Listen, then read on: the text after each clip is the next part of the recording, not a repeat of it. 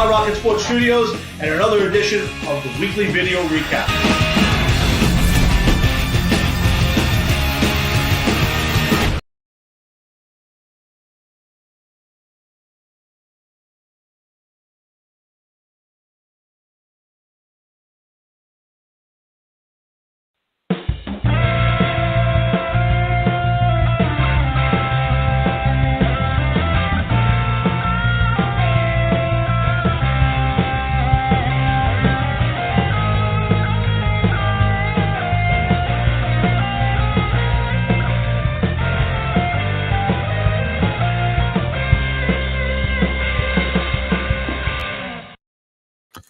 Good evening, and that's my cue to start the show. Welcome to another edition of the Hard Rocket Sports Show, live from high atop Hard Rocket Sports Studios in beautiful scenic Monroe, New Jersey. We are your 2-hour, no more 2-hour weekly get-together. We bring you all the biggest news from around the world of hard rock, heavy metal, of course, the wide world of sports. And guys, welcome to Thursday. That's right, it's Thursday, March the 28th in the year of our good Lord, 2024. Speaking of our good Lord, I want to wish everybody a happy Easter weekend. I don't know how many of you people still celebrate Easter, but my family's still a big tradition, and I'm looking forward to spending some time with them on Sunday. So thank you for all tuning in tonight, though, and spending some time with us. So just to get the show kicked off, we got a lot to get to. We had an abbreviated show last week because I was on vacation, but we did manage to squeeze something in. Lots to talk about tonight. We got the passing of a Staten Island icon, which we'll get to pretty early in the show. I got a Spinal Tap update, so we'll get that out to with Jeff and I. I want to talk a lot about the Shohei Ohtani situation and what that really means and what my thoughts are, and maybe Jeff will have a few thoughts of his own. It's opening day weekend. That's right. The Yankees just put together a big W on the road in Houston, and major contributions from the guy who they don't pay a lot of money to, and a guy who's having a big free agency coming up. So we'll talk about the Yankees a little bit tonight. I'm certainly with my pops when he calls, and he's there now. We'll talk about the Jets. We got a lot to talk about. Rumors, quarterbacks. We got a lot to talk about there. Little Giants. We'll talk a little bit about Peacock and the NFL and Christmas. Let's see. AC/DC on their tour. Again, lots and lots and lots to talk about.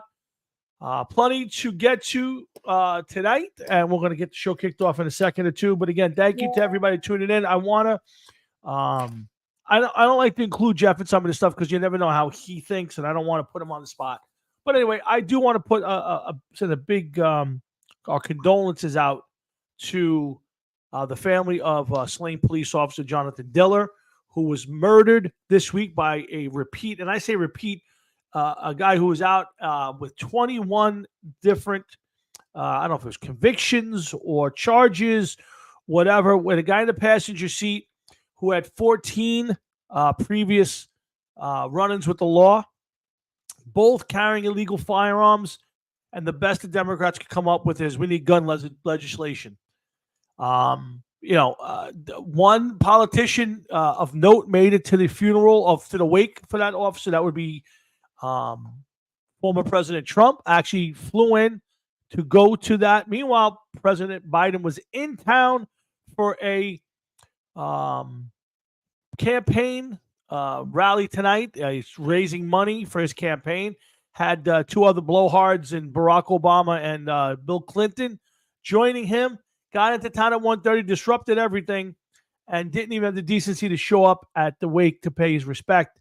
To my knowledge, he was doing a podcast with Queen Latifah and somebody else. So that just tells you what the mentality of that party and that this president is. And it's not his fault. He's a puppet. He probably doesn't even know that this poor officer lost his life because of policies by the Democratic Party and the liberal left of this country. So anyway, I will finish up by saying again, our condolences to the family of slain police officer Jonathan Diller. It's a tragedy. It should never have happened. And it's because we are soft on crime, but we keep voting the same morons in. And what does that say about us? So just want to get that out there and out of the way before we kick out to our show. But let's do that now. Let's get the show started. We only get that started one way, and that's by bringing in. Hold on, I got a message from Matthew. We only have one way to start the Hard Rock and Sports Show, and that's by bringing on my partner in crime, Mr. Jeff. He's got it wrong as usual, Tolwinski. What's up? No, I'm just waiting for Daniel Jones and the Giants to fail. Evidently, I've been reading anything this week. I've been reading tons of stuff. I saw Joe Shane say Daniel Jones was going to be our starter in September. I saw that John Mara, the owner, said that he expects Daniel Jones will be starting for the New York Giants this year. Yeah. I guess. Yeah. All right. We got plenty of time for that. We got plenty to do. But Jeff, we have to start the show off a certain way, and there's only one way to do that. And then, Jeff, how was your week? Not so good, man. I ended up missing some work this week. I got a bad sinus headache. Thank God it's not bothering me right now. But oh wow, I'm sorry to hear that. I know those. I know that feeling. I've gotten those in the past. Haven't, knock wood, in a long time. So that really does suck. And it's not like you to take time off of work. So I know it must have been bad. Yeah, as much as I hate it there, I usually go because I'm trying to save time up. But fuck it. I just didn't feel like sitting there and dealing with that shit with my head. It feels like somebody's hitting me with a hand. Yeah, that is a very bad feeling, and there's very little you can do about it. No, I hear that. Yeah, so I understand it, and again, I'm glad to see you feeling better, and you're able to join in tonight as you always do, and lots to talk about. A lot of things going on in the world of sports, Jeff. Baseball season opening day doesn't feel like opening day to me. The weather's crappy. Most of the teams in the East were rained out today. The Jets have their opening day tomorrow. But it is baseball season. It's another year. Local teams aren't much talked about. Yankees always have expectation, but not much for the Mets. But do you get any vibes, Jeff? You do a lot of reading online and ESPN and stuff. You got any itch or any sort of hey, I got to pay a little attention to baseball? Already looking to the first weekend of October, Tom. It's all over. But to answer Joe Cloak's question, what's up, men? This is the wrong show for that there, Joey. There's no men here for hire, for your purposes at least. Oh, boy. Joe Cloak, nice to see you. That was nice to have you pop up. I like to read a lot of Joe stuff online. He's quite the character. He is, but it's, that opening statement of his, what's up, men? Nothing here. So I don't know what you're looking for, what you may be insinuating, Joe. This is the wrong kind of show with that stuff. Joe, different show, man.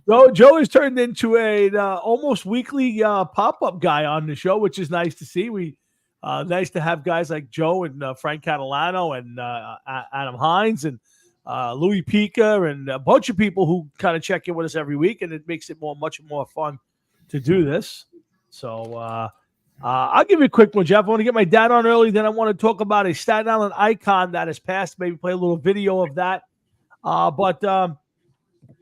Hey, Michael, welcome. Another guy who's been a little bit more of a weekly. Mike Bifoco, what's up, man? What's up, Mike? Bifoco, finally, hopefully enjoying the fruits of retirement, man. Good for him. Can't wait to be doing that myself. Michael, enjoy your retirement. And please make Thursday night a must night for the Hard Rock and Sports Show, which we are, guys, creeping up on 10 years. That's right. This July 26th, this show will celebrate 10 years on the air. July 26, 2014 was the debut show, and one of the few that Jeff has not been a part of. So, do you have an idea of when it all comes to a rest? I do think about that. I do think about that, and I don't know. Like 1 minute I say, well, I'm going to take it to July, and then I go, well, then football season starts. I would say in the back of my head, we will at least get through this football season. Now, again, if you come to me at any point and tell me that you've had enough, then fair enough. We'll decide at that point, and we'll pick a day down the road, and we'll have a fitting show. I would say when you're done, I am certainly done. I will not continue this probably without you. I could not possibly do that. So listen, all I can say to you is I'm not looking to go anywhere anytime soon. Yeah. I'm not throwing this in your lap, but You know, you're the one that started this. You should be the one to know when to finish it. Yeah, again, you know what? It seems like, listen, we have endless amounts of stuff to talk about. Although it is getting tougher and tougher to talk about music, to be honest with you. Well, I have something music related for you today. Good. You should stay on. Okay. Listen. This guy here. He spent all fucking day playing that stupid game where he puts his ugly face on these other people. I wanted to mention that because Talk about somebody who has nothing better to do all day. I'm flipping through Facebook today, and I don't normally do it. And I see all these different things with Frankie's name on it. I'm looking at him going, that looks like Frank. Wait, what is that? Yeah. I was like, Frank, you're a handsome man, but you're not a good-looking woman. Please, no more pictures of your face on a woman. Please. Use a different picture. Yeah. So. What the fuck is up with that one area by your lip and your mouth and by the chin? Looked like it was like, I don't know, duct tape or something. Frankie, I don't think my body can handle staying around until the Jets win the Super Bowl. So and we got some Jet talk to get to tonight. I got a couple topics for the Jets to get to. But again, guys, we got a lot to talk about. I do want to get one quick story in now, and then we'll get my dad on. And then I want to talk about the passing of a Staten Island icon. I learned a bunch of stuff about him, so we'll get to that. But Jeff, real fast, the NFL announced there will be a Christmas game again. Now, the NFL's had a few Christmas Day games, but they usually fall on a Sunday. This year, it falls on a Wednesday, and the NFL is going to play 2 football games, I believe it is, on that day. Now, I mean, are we starting to get into a part where it's oversaturation? Really, you're going to ask that question seriously? Well, I mean, here's the other part of that. So to make that happen, so now the NFL normally does a Sunday, Thursday tilt where you can play on Sunday and then play on Thursday. So they can't play Sunday and Wednesday. That's not allowed. So they'll play on Saturday, which now means the NFL will now play Wednesday on the same day as the NBA has their big slate of 3 or 4 games. And that Saturday will be, I think, 3 college football playoff games, because now they've expanded, I think, to 12 teams. So they will be going head to head against the college football playoffs. Is this too much for the NFL at this point? I mean, will it take a tanking in the ratings, which I can't imagine would happen? But when does the NFL get to the point where they realize it's just too much? Tom, people are going to watch it. It's going to get ratings, and they're going to get money. Until the ratings stop, the money stops, and the people stop watching, you don't know if they're going to end up putting a game on in the middle of the night for the people that can't sleep. A late start West Coast game. Yeah. Maybe take the Chargers and the Broncos, for example, have them start at like 10:30, 11 o'clock at night for the people that can't sleep on Thursday nights. It's all about money. It's a money grab. You know this. You know that. Well, you know what, Jeff? You're talking about now that week, you're going to have a Saturday game. You're going to have your slate of Sunday games. You're going to have Monday night games. Now you'll have a Wednesday game. I would presume they're still going to have the Thursday night game. And then you'll play Thursday and Sunday again. So in a matter of, 8 days or 9 days, you're going to be playing football every day but 2. I mean, it's a lot. I think again, the Matt Salichis of the world will be watching and betting every game. But for guys like me who love to watch, I mean, after a while you got to go, oh my God, it's enough. Give me a day off. Well, it depends on the matchup too. If you're going to all of a sudden one day have the Carolina Panthers and the Buccaneers, or like the Carolina Panthers and another team that's equally as bad, whoever they may be at that point in time, say the Patriots or something. Mm-hmm. Who wants to sit and watch that? There's games that only certain fans are going to actually want to sit and watch. Yeah, well, but there's only so many matchups you can have. There's only 32 teams, and if you're playing all those games, there's going to be some clunkers. Now maybe you want to bury the clunkers on Sunday where everybody's watching no matter what, but not every game is going to be a gold star game here. Not every game is going to be Chiefs Bills or Lions and the 49ers. I mean, just not every game's got that kind of marquee matchup. I hear you, but listen. That being said, they don't care. They're gonna make money on it one way or another. You're right. You're right. Opening night, the game is exclusively on Peacock Network, and the game is in Brazil. So not only is it not in the United States, it's opening night is exclusively on the Peacock Network. Wow. So now, I believe it's a Thursday night. We're on the air. We do our show. It's not a bad matchup. It's Eagles Dolphins. That's a good football game. At least it should be. And it's a possible Super Bowl matchup too. Tom, I gotta take care of something real quick. I'm sorry. All right, go ahead. As my old friend used to say, a fast-moving storm. Go ahead. Go do your thing.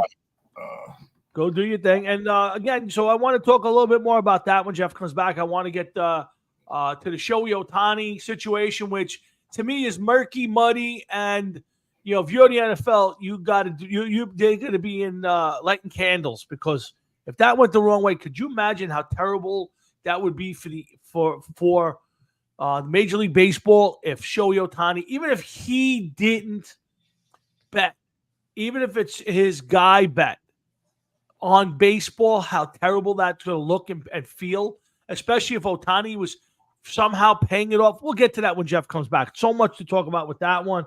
I got some Zach Wilson stuff. We got Jet stuff. Giants. New kickoff rule. I want to see what you guys think of the new NFL kickoff rule. ACDC. And again, we'll get the Cowboys and Dak and his new contract. And again, the passing of a Staten Island icon. So we're going to get to all of that when Jeff comes back. In the meantime, I'm going to pop my dad up and see what he's got to say. What's up, Pop? What's up, Tom? How you doing, man? I'm good, Pop. I'm good. What's on your mind? A couple of things I heard you talking about. Number one is the new kickoff rule. Yep. I think that's stupid. They're so worried about people getting hurt. Why don't they do like baseball does?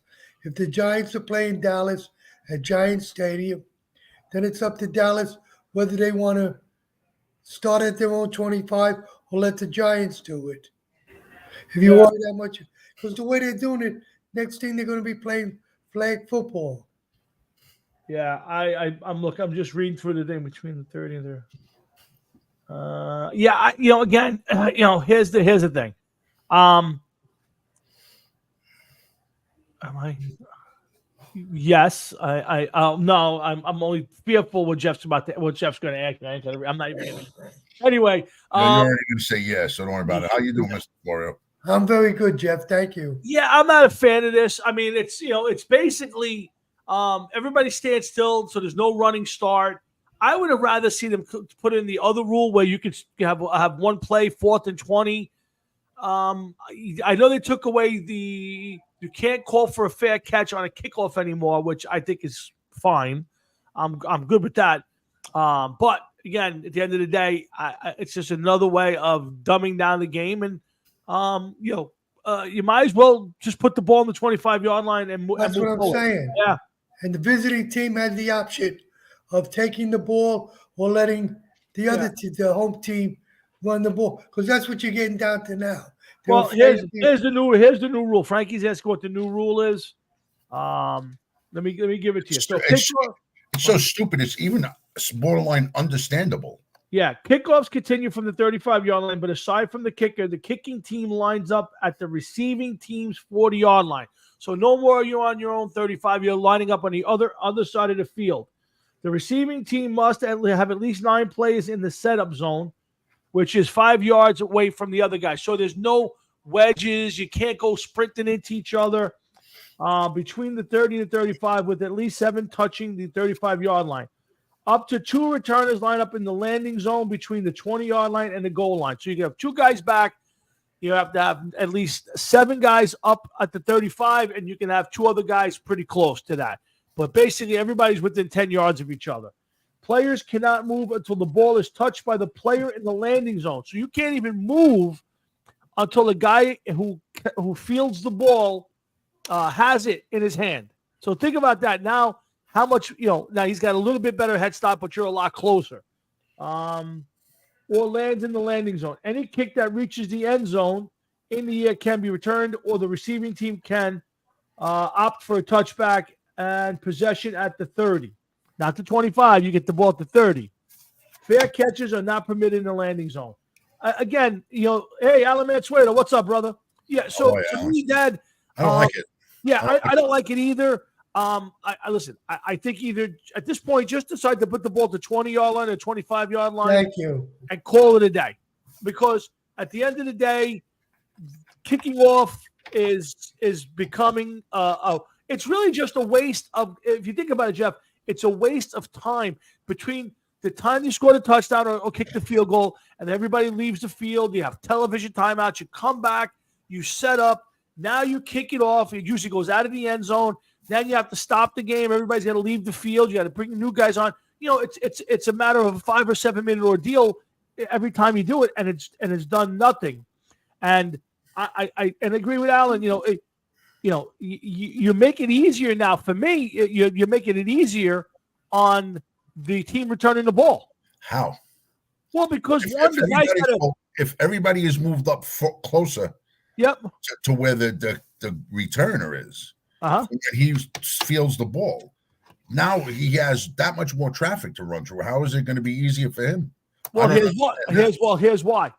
Not that he's going to use to score a touchdown, but he's going to get further up the field, and here's why.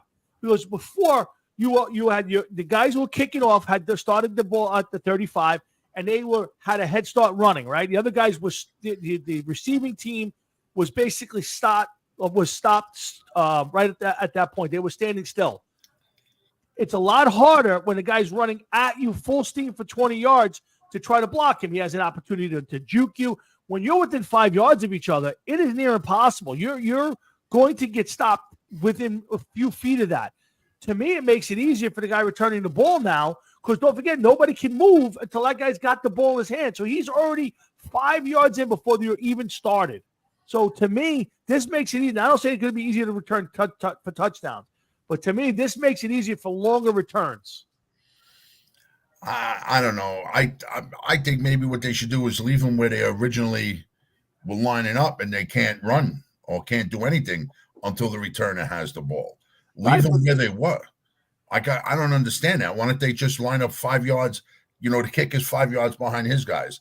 Then the other guys are 5 yards. The return team is 5 yards there. Then the returner. Why don't they all just line up on the other side of the 50-yard line? Well, that's what they're basically doing. They're on right now. They're on. Right, but okay, but yeah, again, I understand the fact that they're trying to keep people from getting hurt, Dad. But at the end of the day, you're making this a very boring thing. And most teams are kicking balls out of the end zone anyway. So if you really wanted to do it right, move everybody back and put the kicker at the 25-yard line or the 20-yard line and let him kick. If you really want to do it and make it exciting, because right now they're just putting the ball out of the end zone every time. Yeah, but if you just leave the ball on a 25-yard line, Dallas gets the ball opening. There's no kickoff. It's like baseball. Yeah. Visiting team is up first. Yeah, I think at this point you're right. You want to do, because that's what you're basically doing. Like you said, somebody's going to get hurt because the guy kicking the ball, the team kicking the ball has a head start. Yeah. I mean, we're playing flag football, so why don't we just do it? How about this? When we were kids, Mr. Fleur, I don't know if you did it this way when you were kids, but when me and Tommy were younger, sometimes we would play what people would call automatics. Yeah. If you hit the ball on the ground and the guy didn't catch it, it was a single. If it dropped between here and there, like between the infield and the outfield, it was a double. Remember that stupid shit? Yes, like that? Yes. Yeah. So why don't they do that with the NFL now? Instead of tackling them, if you throw the ball for 15 yards and you got 15 yards, all right, so 15, you got a first down. If you don't get it, you don't get it. You can't run the ball anymore because that's not allowed. We'll make it a passing league. And now we'll wind up with scores like 95 to 87 by the time. They're making everything. Take just for instance, today you saw that play with Cruz. What is his name? Cruz. Which was the right fielder threw the guy out at the plate. Oh, Soto. Yeah, Soto. Okay. Now they were worried about him blocking the plate. Yes. my rule of thought was that I always do. If you didn't have the ball, you couldn't block the play. If you had the ball, you could block the play. Yeah, it changed. That Yeah, rule's been eliminated. I don't You understand. the new rule is you have to allow the runner a clear path. Doesn't mean you have to give him the whole base, but you have to allow him a clear path to the base, regardless of whether you have the ball or not. Do they do that on second and, Yes, and third? yes. I never heard of that before. There's- If you didn't have the ball, you couldn't block the play. If I you had had the that ball, you were Yeah. going to get creamed. I wish I had the opportunity. There's I don't know if I could do it here. Let me see if I can. There's a plate that somebody sent me, and we were looking. I don't know if it was Joey or Paul, but anyway, yeah, it was a guy stealing second base, and the guy was out by 2 feet, but he was called safe because the rules Interference. you're not allowed to block the plate at all. I think that's so stupid. You're course taking it's everything away from. I mean, I've seen collisions. The only time I ever saw anybody really get hurt, I think it was Ray Farsi. Yeah. I think that was his name. And that was Pete Rose in the All-Star game. But hit him and almost killed him. But that was because he shouldn't have. But I mean, It's a different game. You think this is all because of what they're paying these players? That you can't have a guy that's making $40-50 million a year get hurt? Well, but it's your time, Jeff. Let's go back to my time. Mickey Mantle was making $100,000. What would $100,000 be worth now if you go back into the a lot of late money. 50s? Sure, a lot of money. A lot more, but probably not what these guys are getting paid today. And I understand what you're saying, but I mean, why all of a sudden, Frank Catalano put the pussification of baseball. He's right. He's Of right. course he's right. I agree. And football, these people have been playing this sport since some of them are 5 or 6 years That's why old. you're getting that big money. Yeah. That's why you're getting the big money. No, Like Tommy said, I you don't play disagree. football, you get hit. You shouldn't be playing football if you're worried about brain damage. I understand that. But we're getting to a point now where wait a minute, you can't touch me. I'm 3 feet near the bag. I have to be able to touch it. Well, that's what we're getting down to. That is the case. It all goes back to when the Giants catcher Buster Posey got run over. The play with Chase Utley at second base with one of the Mets. Guys got taken out hard slides, and baseball has made the changes to these things. And it's all about them getting sued later. It's all about the guys getting sued. I guess. Sports getting sued later by guys with claiming for CTE and all that stuff. And I say, I'm with you, but at some point, there's a let's see. At some point, you have to accept the fact that there's a risk and a reward. The reward is you get to make a lot of money for a short period of time, or you have the ability to make a lot of money for a short period of time. But the risk is you could get hurt, seriously hurt, somewhat hurt, long-term hurt, short-term hurt, whatever it is. That's the risk reward. If there's no risk, well, then what's the point of the whole thing? How about this? How many plays actually happen during an NFL season from preseason to the end of the Super Bowl, and how many major, devastatingly life-altering injuries happen in those plays? You're talking about tens of thousands of plays. Yeah, well, the figure is about 140 plays per game. Okay, so now if you do all of that math, right? Okay, how many times did a guy die on the field? Or how many times did a guy paralyzed on the field? Yeah, you're talking about probably 10 times. I'm talking about in a season. Oh, in a season? No, I'm saying you're probably talking a quarter. It's in all the years, there's probably been 10. So but I'm not even talking about all years. I'm talking about just one season. Yeah. I could see if they had 10 guys last year were paralyzed from the chest down, and they're never going to walk again playing football. Something has to be done. These guys are getting destroyed. Now, thank God they don't get hurt like that. And you don't see a quarterback with one leg shorter than the other for the rest of his life because he got tackled. Right. You know what I mean? That the rules have to be changed that these guys are suffering life-altering injuries. Yes, they're guys. How many guys are standing still and you see them buckle and they find out that they blew out an ACL or something like that? They weren't even moving. They took a step and they'd go down. Yeah, I gotta tell you, again, I never played at any sort of a high level anywhere. Do strictly sandlot ball, a little bit of high school, whatever you want to call it. I used to love the contact, either hitting or getting hit in football. I used to love to play catcher and have somebody barrel into me, or when I had the opportunity to run over the catcher. You wanted the physical part of the game. I mean, that's what you wanted when you play sports, is the physical end of it. And there was no money involved. So to me, when you play at that level, go all out, run through the fence. And if it ends tomorrow, it ends tomorrow. But to dumb down the game today in all sports, I mean, basketball, forget. I can't even talk about basketball. Those guys play once a week and they need 10 weeks off. I mean, I love Aaron Judge. He took 2 weeks off because he was sore.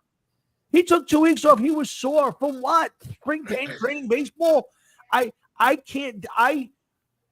dislike the way the game's played. I still love the game.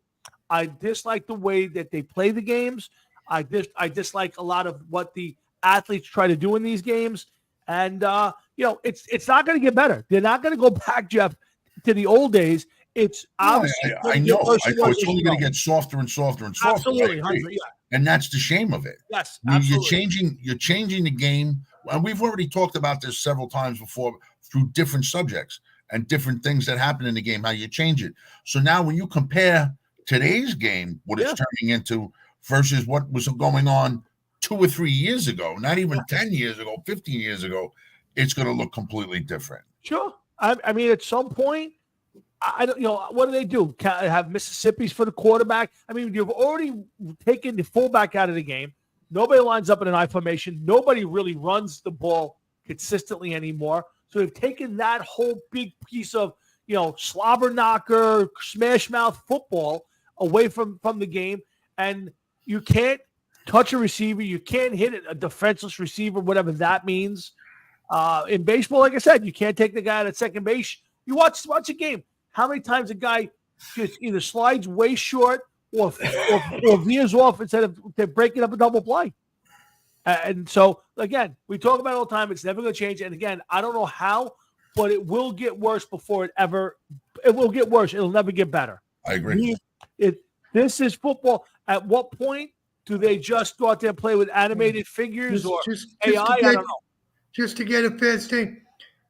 The worst one is hockey. I'll be back. I remember hockey without the mask, sure, without the helmets. Sure. Now you imagine a goaltender playing.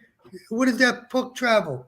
100, 200? Yeah, 100 miles an hour. Yeah, sure, sometimes. And you can't see that puck coming in and getting hit. And yet I never remember anybody getting. It's funny, but it's not. I don't ever remember anybody getting hurt. Listen, there's been guys who I mean, there wasn't too long ago. One of the guys got cut across the throat with a skate blade.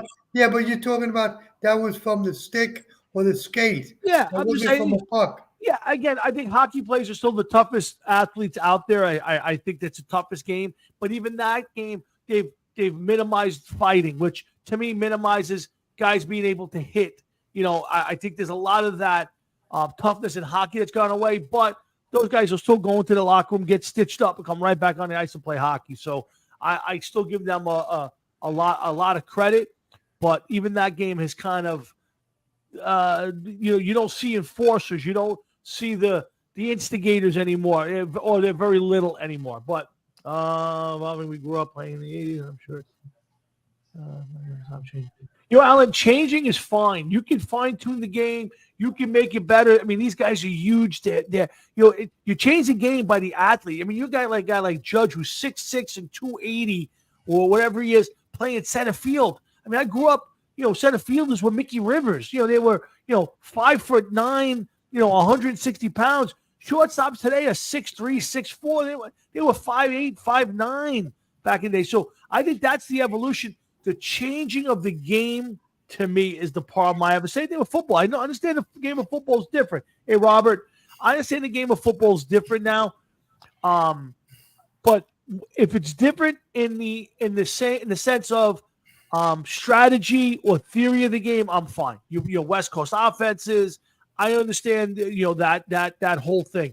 But when you dumb it down to the point where it's all about, and it's not about safety, and that should never change. You should always keep the players safe, but going out there and being able to hit each other, the rules for hitting a quarterback to me are ridiculous, and I get why they do it. But when you change the game to that extent, like the kickoff rule, to me, that's when you hurt the game. So, but I get your point, Alan. Games are going to evolve, but you should not take away. Evolving is completely different from what's going on here. That's not evolving. Okay, evolving is like you said. They're using more of a passing style now than a running style. Yeah. Now all of a sudden, here comes somebody that has a monster running back. They shy away from passing all the time. Now it's a 60-40 split. They run the ball most of the time. Now they have running quarterbacks.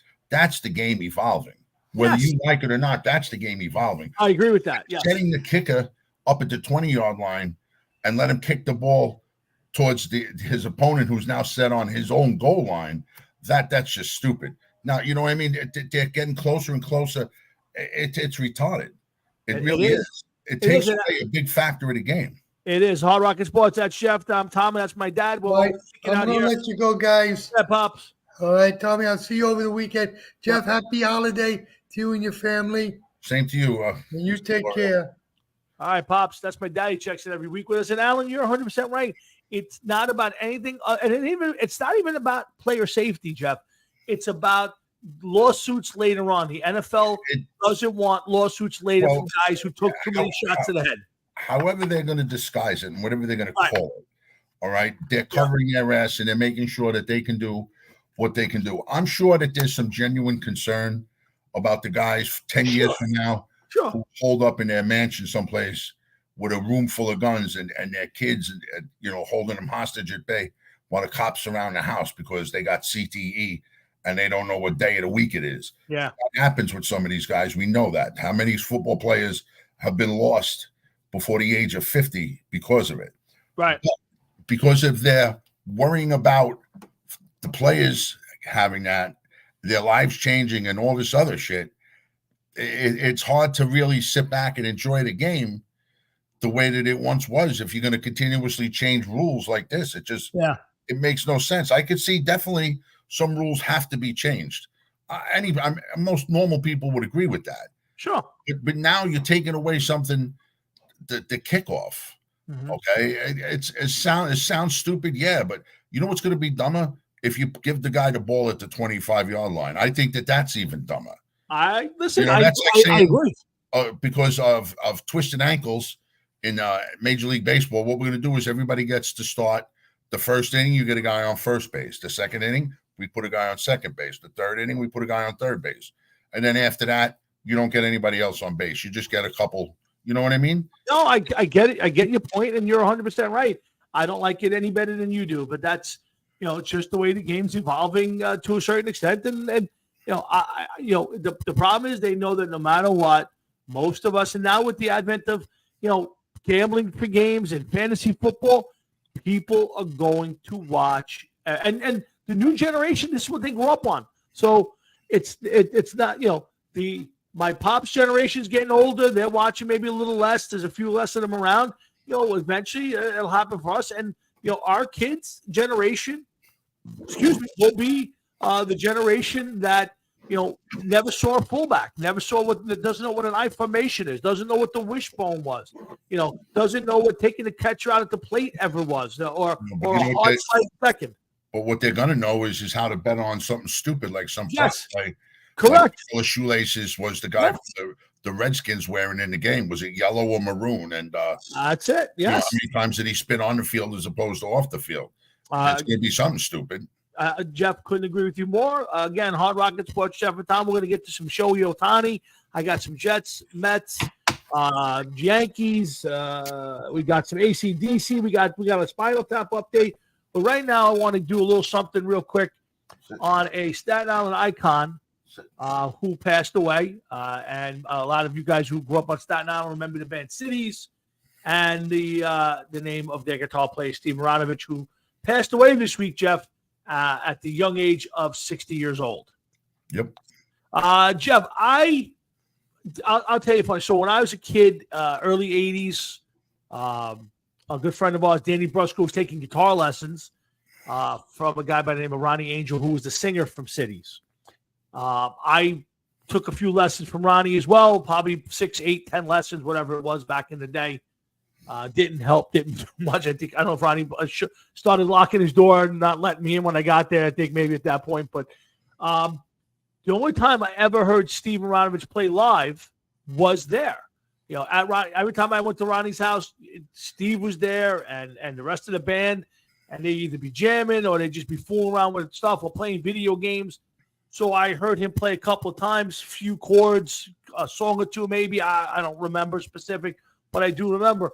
But I never got to see Cities live. I never got to see Steve play live. Do you have any did you have any interactions with Steve or any of his bands back in the day? No. The only interaction I ever had with him, we played a show when I was in Red Rum down in Coney Island. It was a party for a biker party.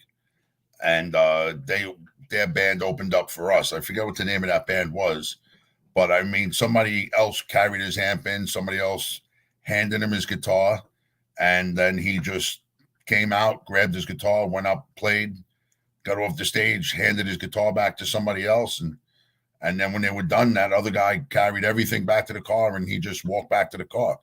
I didn't know the guy, so it's hard for me to say anything about him. Yep. Other than like how you knew him, you actually had more interaction with him. And to be honest with you, that day was so hot that I didn't even stay and watch him play because I was just like, it's too hot to be over here.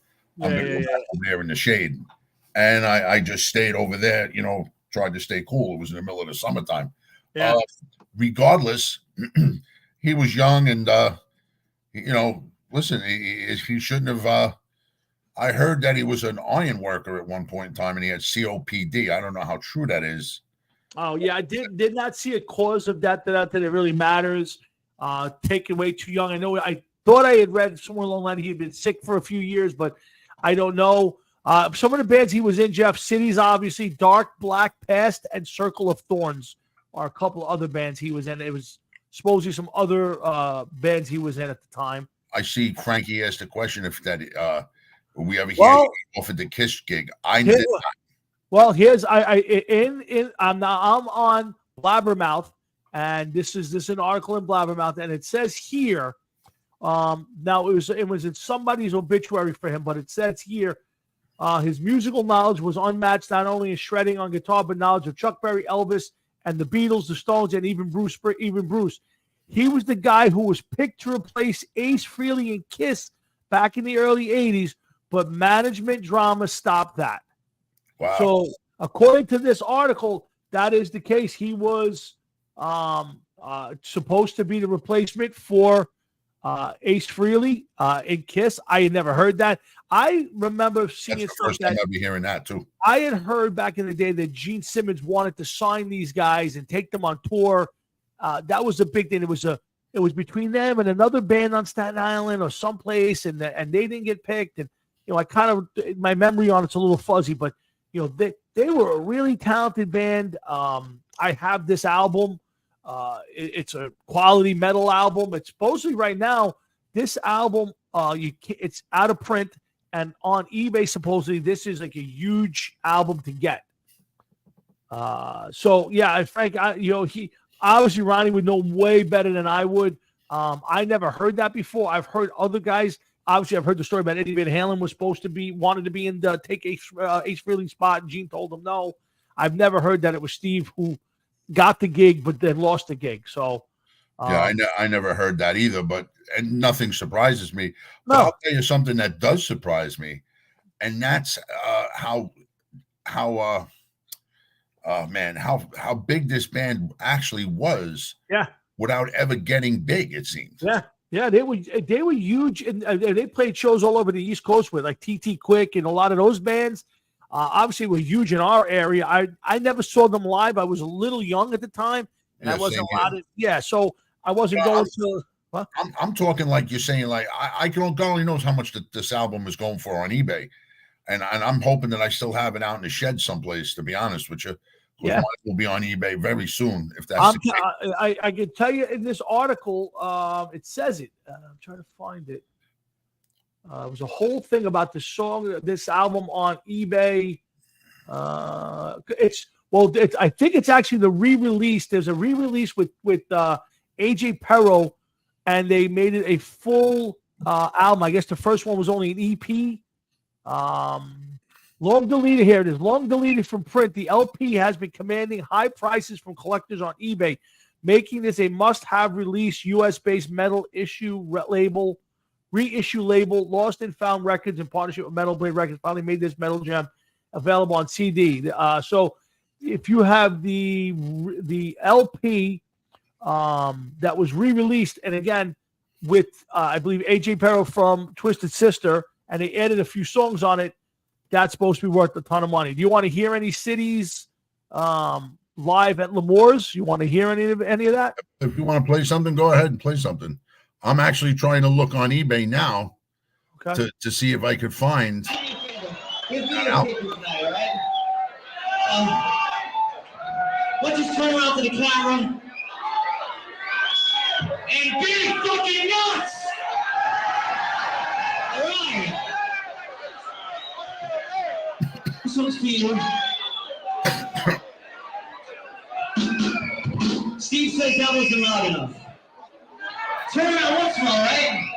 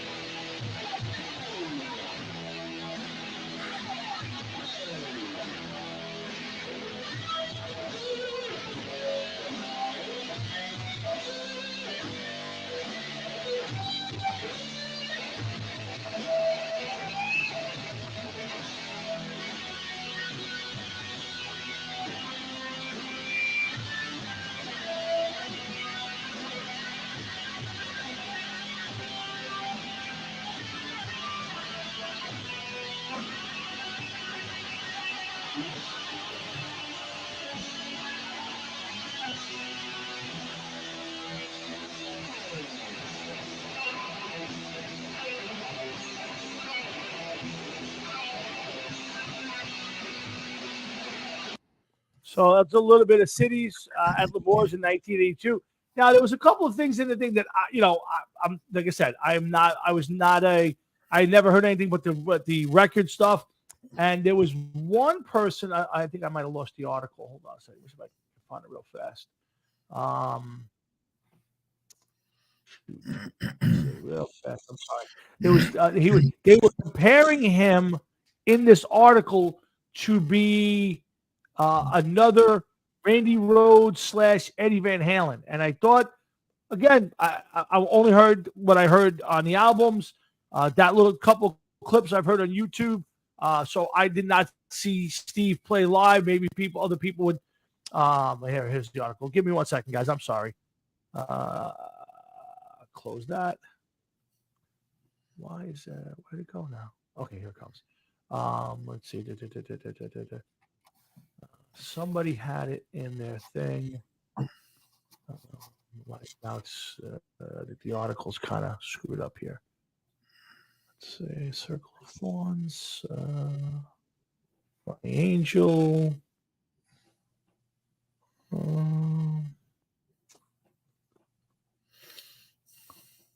Okay, one last try at that. Okay, here it is. So somebody by the name of Promised Land Rocks is a band. Steve Irons, probably the greatest guitarist that came out of Staten Island band scene in the 80s. He was as good as any of the guys you talk about, Randy Rhoads, Eddie Van Halen, etc. But he never got the opportunity to show his greatness on the world stage. Now, again, that's high praise. I will not absolutely sit here and comment on that. I never saw Steve play, and I'm certainly not going to speak ill of anybody. not knowing. I mean, that's just rarefied air. If you're going to put anybody in that category, Jeff, that's rarefied air. Yeah, listen, I'm with you. I'm not saying anything about it either, only because I can't comment. I never seen him play. A lot of other people feel that way and have said good things about him. So I'm sure that it's justified. It's just we can't justify it because we didn't witness it. But we do know that he's very good. We do know that he was much loved and everything else on the island, among friends and people that were listening to him. And listen, I just looked on eBay. That album was listed as anywhere from $35 up to $85. Okay. But I will be watching, and once that album gets up into the triple digits, mine is going up on eBay. Again, if you guys get a chance, go up on YouTube. Take a look at some of the stuff like Frank said. I believe I have that album in my collection. I got to go back and look at it. I didn't get a chance to look before the show. I meant to do that, but I'm pretty sure I have the album, not the CD. But I could be mistaken. It's been a while since I played it. Anyway, our condolences to Steve's family, his friends. His brother-in-law John Brulo, who's married to Steve's sister, I believe.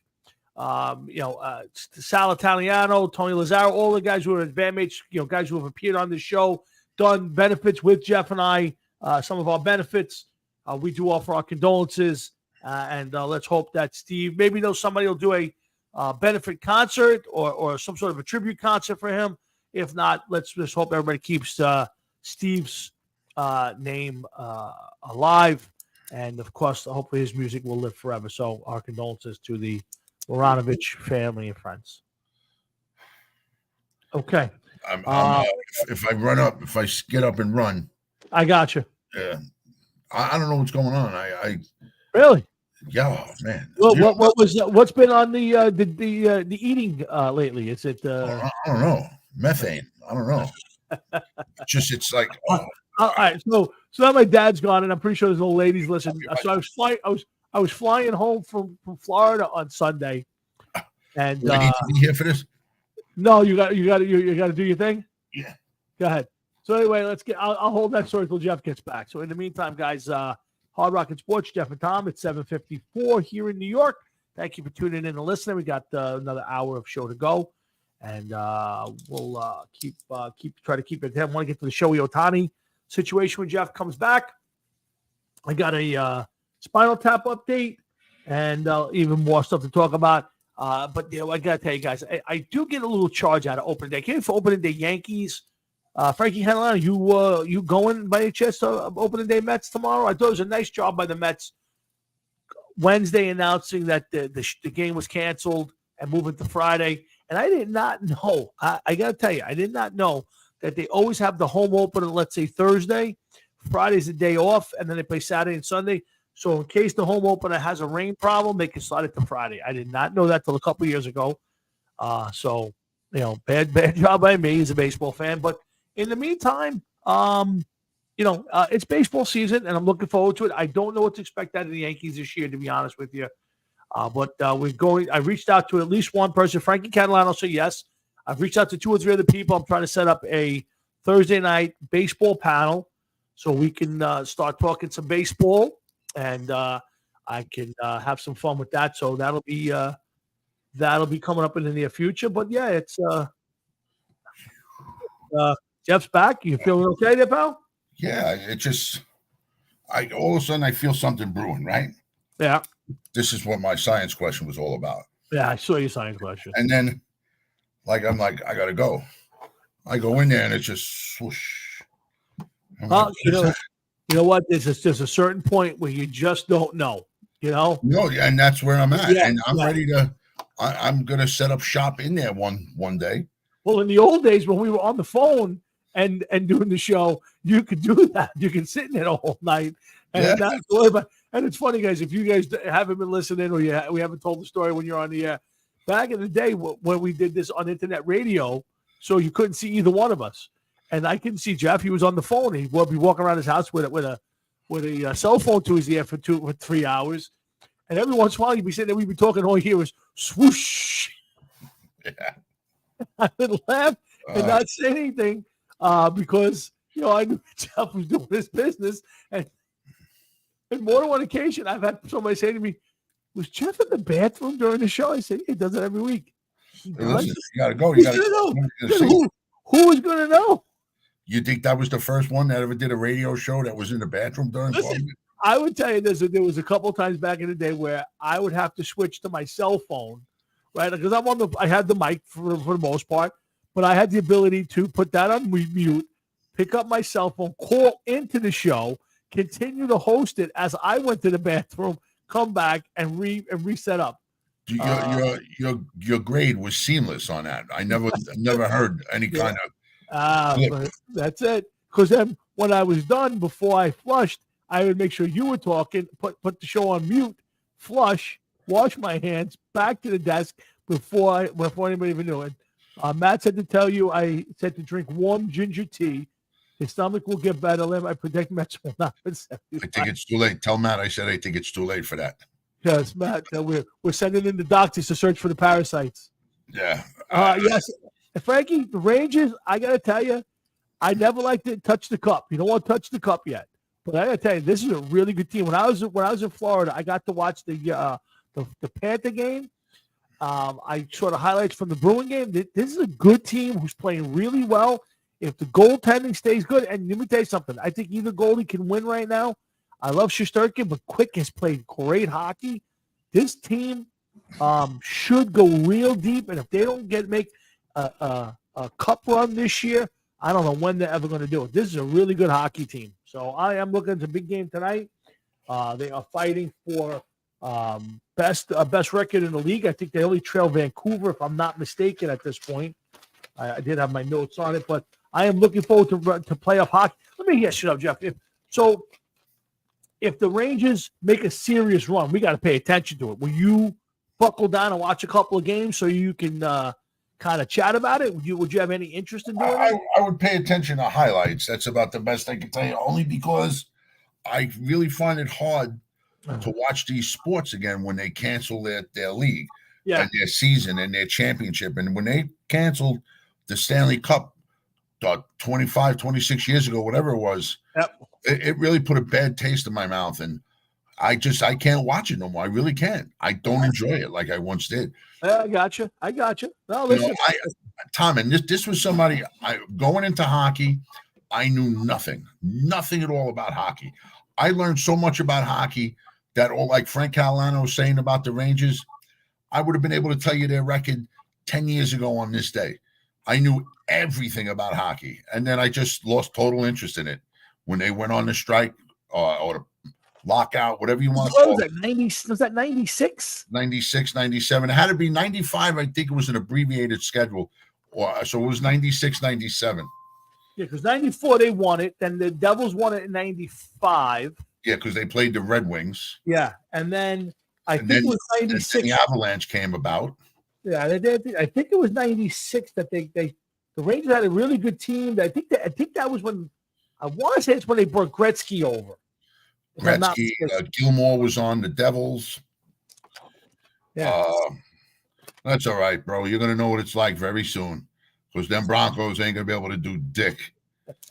Nothing. Nothing. He lives to tweak you and the Jets. That's right. He can do whatever he wants.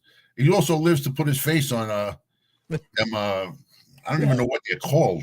Yeah, that's a little frightening, Frank. That's the sign of, do you live alone?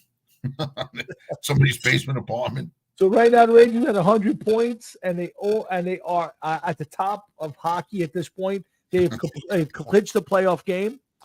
They play Colorado. Stuff for them very soon too, right? How many more games are left in the season? Let's see. Right now, the Ranger record right now is 48-20, which means they've played and they have that overtime. So 68, 72. They got about 10 games left. No, they play 81 games, don't they? Yeah. It's 48, 68, and 472. So they play 82 games. So okay, all right. Frankie got it 10.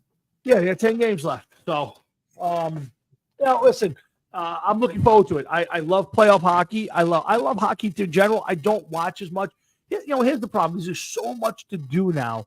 My job, my family. I am playing a little guitar now with the jam coming up with Jeff and the boys. But there's so much sports on, I can't watch everything. So I try to pick and choose. I'll catch the occasional Knick game. And I don't get Comcast on my system anymore since I have Comcast. So I don't get MSG on my system. So the only Ranger and Knick games I get are on national TV. Yeah, Jeff. There was 4 lockout seasons, but yet it only shows 3 on where I'm looking at. 1992, they postponed the first 30 games of the 91-92 season. 94-95 NHL lockout. They only played 48 games. Okay. And 2004-2005 lockout, which canceled all of the games. So I don't know it says locked out 4 seasons. I don't know what the other season was. Yeah, it's gotta be. I think it was 96 or 97. 2012, 2013 NHL lockout. Oh. So we had the 1992 strike, which cost 30 games, the 94-95 lockout, which shortened the season to 48 games, the 2004-2005 canceled the whole season, and 2012-2013 that's canceled many of the games. It doesn't really say. It looks like another 48 game season. So those were the 4 times, and I don't understand. 92 to 94-95, you're talking 2 to 3 years, and then 2004 to 2005, and then again in 2012-2013. So it's like another 9 years to cancel out the season again. That's so what was it, Jeff? Was it 95 then that got you to call it a day, I guess? No, I was huge into hockey at that time, man. Okay. Huge. I guess it was the 2004-2005 lockout. Yeah, Matt, Alan, it just, the tournament, baseball kicking off, football just ended. I mean, I can't even think about watching the UFL this weekend. I mean, I know my friend Matt up there is already talking about rosters and player moves in the UFL. But, between all the sports going, hockey, basketball, it's like I would be divorced if I watched everything I wanted to watch sports-wise. So I try to read the paper every day. I catch some highlights, and I pick the games that I think are important to watch. I don't watch regular season basketball very much. I watch a little bit of Knicks. I watch playoff basketball, especially if the Knicks are in it. I watch playoff hockey, love it, and I'll catch regular season baseball and football. But even like Yankees, I won't sit and watch every single inning of every single Yankee game. If there's a big game, I'll watch it. If I tune into a game and it catches my attention, I'll stick with it. But football is about the one sport, Jeff. But I would tell you, I watch every Giant game start to finish, regardless of the season of the game. Giants were getting blown up by Dallas by 40. I was still watching on a Sunday night at 10 o'clock. So listen, you're talking a big difference between 17 games for the NHL versus 82 for hockey and basketball versus 162 for baseball. Yeah. Football once a week. Baseball's on. They could go 17 days in a row playing baseball. Yeah. You can play God knows how many games if they do a couple doubleheaders. Yeah. So you're talking that's a lot more. Plus, a football game, you can walk away from a football game here and there. It's not going to change as much and as quick as some of these other sports. You're not going to all of a sudden walk away for 2 minutes and there's going to be a 35 points swing in football. It takes the whole game to really do that. But it's just a different kind of sport. 100%. Again, Hard Rocket Sports. That's Jeff and I'm Tom. We're here every Thursday night, kicking in and doing our thing. Again, we're coming up on 10 years doing this. This July will be 10 years when we start off the NFL season. That usually is about the time we do our NFL training camp show. We do have our NFL draft show coming up. So if you're going to be around, I think it's April 25th, if I'm not mistaken, but it's that last Thursday of the month of April. We will kick off the NFL draft right here. We do it every year. I'm sure we'll have some guests. I'd love to be able to get a bunch of you guys to watch it with us. If you're interested, let me or Jeff know. We'll put you up on the screen and we can watch the first round of the draft. We usually do the first 10 picks live on the air. We can go back and forth. So if any of you guys, Frankie Catalano, Alan, anybody wants to join in, we'd love to have you.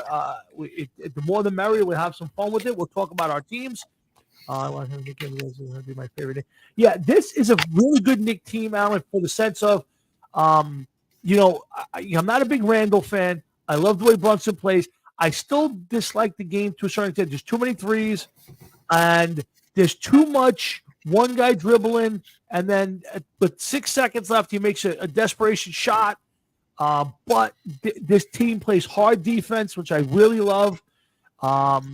And I think this is a good Knick team. I don't know if they can win a championship with it, but they should have some fun in the East and do some damage. I would love to see them make a run. So this is a fun Knick team to watch. DiVincenzo, if they get OG back, if they can get a healthy Randall and he falls into it, this is a good Knick team to watch. So I'm looking forward to it also. Hey Jeff, let's talk a little Shohei Ohtani. We touched on it very little last week. It's a huge story, and it's one that's not going away. And I don't know how much you've read about it. The story changed. At first, it came out that the interpreter basically said that Shohei Ohtani paid the money for him. Well, actually, it wasn't even the interpreter. Shohei Ohtani's people came out and said that he paid the money to get this guy to gambling debts. And then they came back and said, no, the guy stole the money. Yet the guy's not been charged with anything. There was no criminal complaint that anybody's aware of. And there's a lot of layers to this, Jeff. If you were Major League Baseball or and what you see, do you think I don't think anybody necessarily bet on baseball. I just have a hard time believing that this guy was able to spend $4.5 million of his money, wire transfer money to a bookie in California, supposedly from banks in Japan. And nobody raised red flags and Shohei Ohtani didn't know. I find it's all as hard to believe. I think Ohtani knew. Whether he was part of the gambling or not, I don't know. But he knew he was covering this guy's bets. And I have a hard time believing that this interpreter who makes a few $100,000 a year was given a $4.5 million credit line by an actual bookie. Your thoughts? Yeah, I think there's definitely more to it than that, man. There's definitely more to it than that. Yeah. Alan, I agree with you. I certainly don't think he bet on baseball. I do. Part of me does believe that this guy was placing bets for Ohtani. Because here's the problem I have with the biggest problem I have is this isn't DraftKings, where the guy faked his way into a big line of credit. This guy went to a bookie, an old-fashioned bookie, and got $4.5 million in credit. How did he do that? How did he convince somebody to say, let me run up bets because I'm a bad gambler to $4.5 million, and then the money's coming in from Shohei Ohtani's bank accounts, and you're telling me after the first $500,000 transfer, the bank didn't contact Shohei Ohtani or his people and say, hey, you just transferred $500,000 to this guy's account? Jeff, there's more to the story than we know. Of course there is. And what makes you think that he was betting, a little bit here and there, and then he, got up to that amount? He might have been betting $500,000. 100%. You don't know what he was. Listen, he's telling him, like, look, the center on this college basketball team is injured this week. He ain't playing. They're gonna cover. They're gonna destroy this team. Let me put $500,000 on it. Sure. I mean, we may never get the right story. We may never get the true story, because do you know what this would look like to baseball if this guy is implicated in all of this ugliness? Yeah. Oh, no.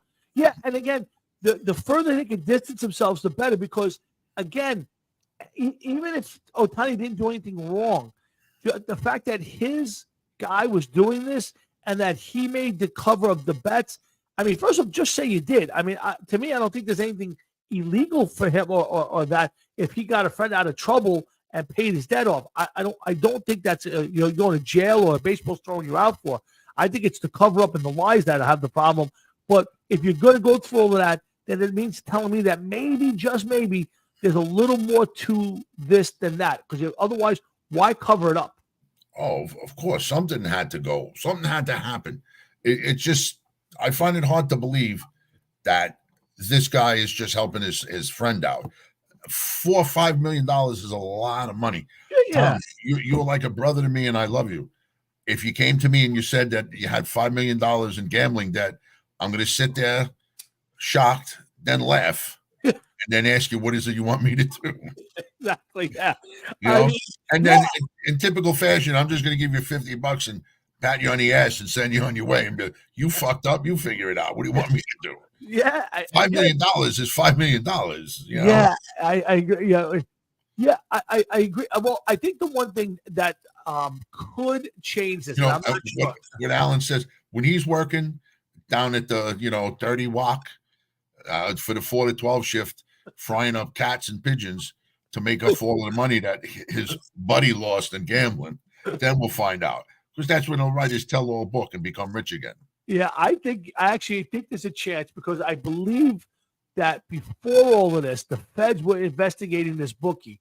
So to me, at some point, the bookie's going to get charged with something, and he's going to offer up something. Now, to me, this interpreter had to have talked to the bookie and said, "Hey, Shohei Ohtani is the real client. Shohei Ohtani is guaranteeing the money." Something had to trigger this guy to allow a guy who makes a couple $100,000 a year and give him $4.5 million worth of credit. It just doesn't happen. So, Greg, so to me, when you're looking at this story, there's some sort of underlying way that this guy was able to convince a bookie that he was good for $4.5 million. And either he dropped his name or Tani did something to guarantee the money to let this guy bet. I don't know if that's the case. I'm just speculating here. But there's again, this isn't DraftKings where you fill out some paperwork, you put a comma in the wrong spot, add a couple zeros, and they're going to give you a $5 million credit line. This is a bookie. This is somebody who's sitting in a basement doing this. So, it's funny, Alan. I could see that. A few years from now, something comes up out of this. Ohtani, they figure out Ohtani has a bad gambling problem. I don't know. It is funny. Pete Rose popped up in all this, and you got to love Pete Rose. Can't keep his mouth shut and stay out of this stuff. But he puts out, I must have been like a TikTok or an Instagram or something that says, I should have hired an interpreter. And basically he could have blamed the interpreter. And again, I do not believe that Shohei Ohtani bet on baseball. I do not. I don't believe they're ever going to find that there was any betting on baseball. Because whether even if it's just this guy who did it, to me, that's a real bad knock on Ohtani. But I think Ohtani was betting with this guy on whatever, basketball, soccer, two fat kids in Malaysia chasing the butterfly off a cliff. There was something being bet on along the way, and Ohtani knew about it because, to Jeff's point, I love him to death, but I can't imagine Ohtani found out his friend owed $4.5 million and he went, "Oh yeah, I'll pay it. I don't care how much money you got. That's still $4.5 you pay it if you're like, this is never getting out, right? Right? This is never getting out, right?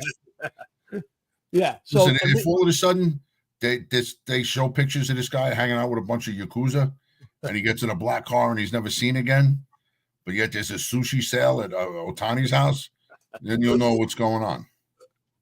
Yeah. So I think this story is far from over. But I think to Alan's point, I think this is going to be years down the road before you find it. But I think the thing that could blow the lid off this thing or have a smoking gun is if this guy, the bookie, is facing any sort of big charges and he has any sort of evidence that Ohtani was either in on it or backing it or something.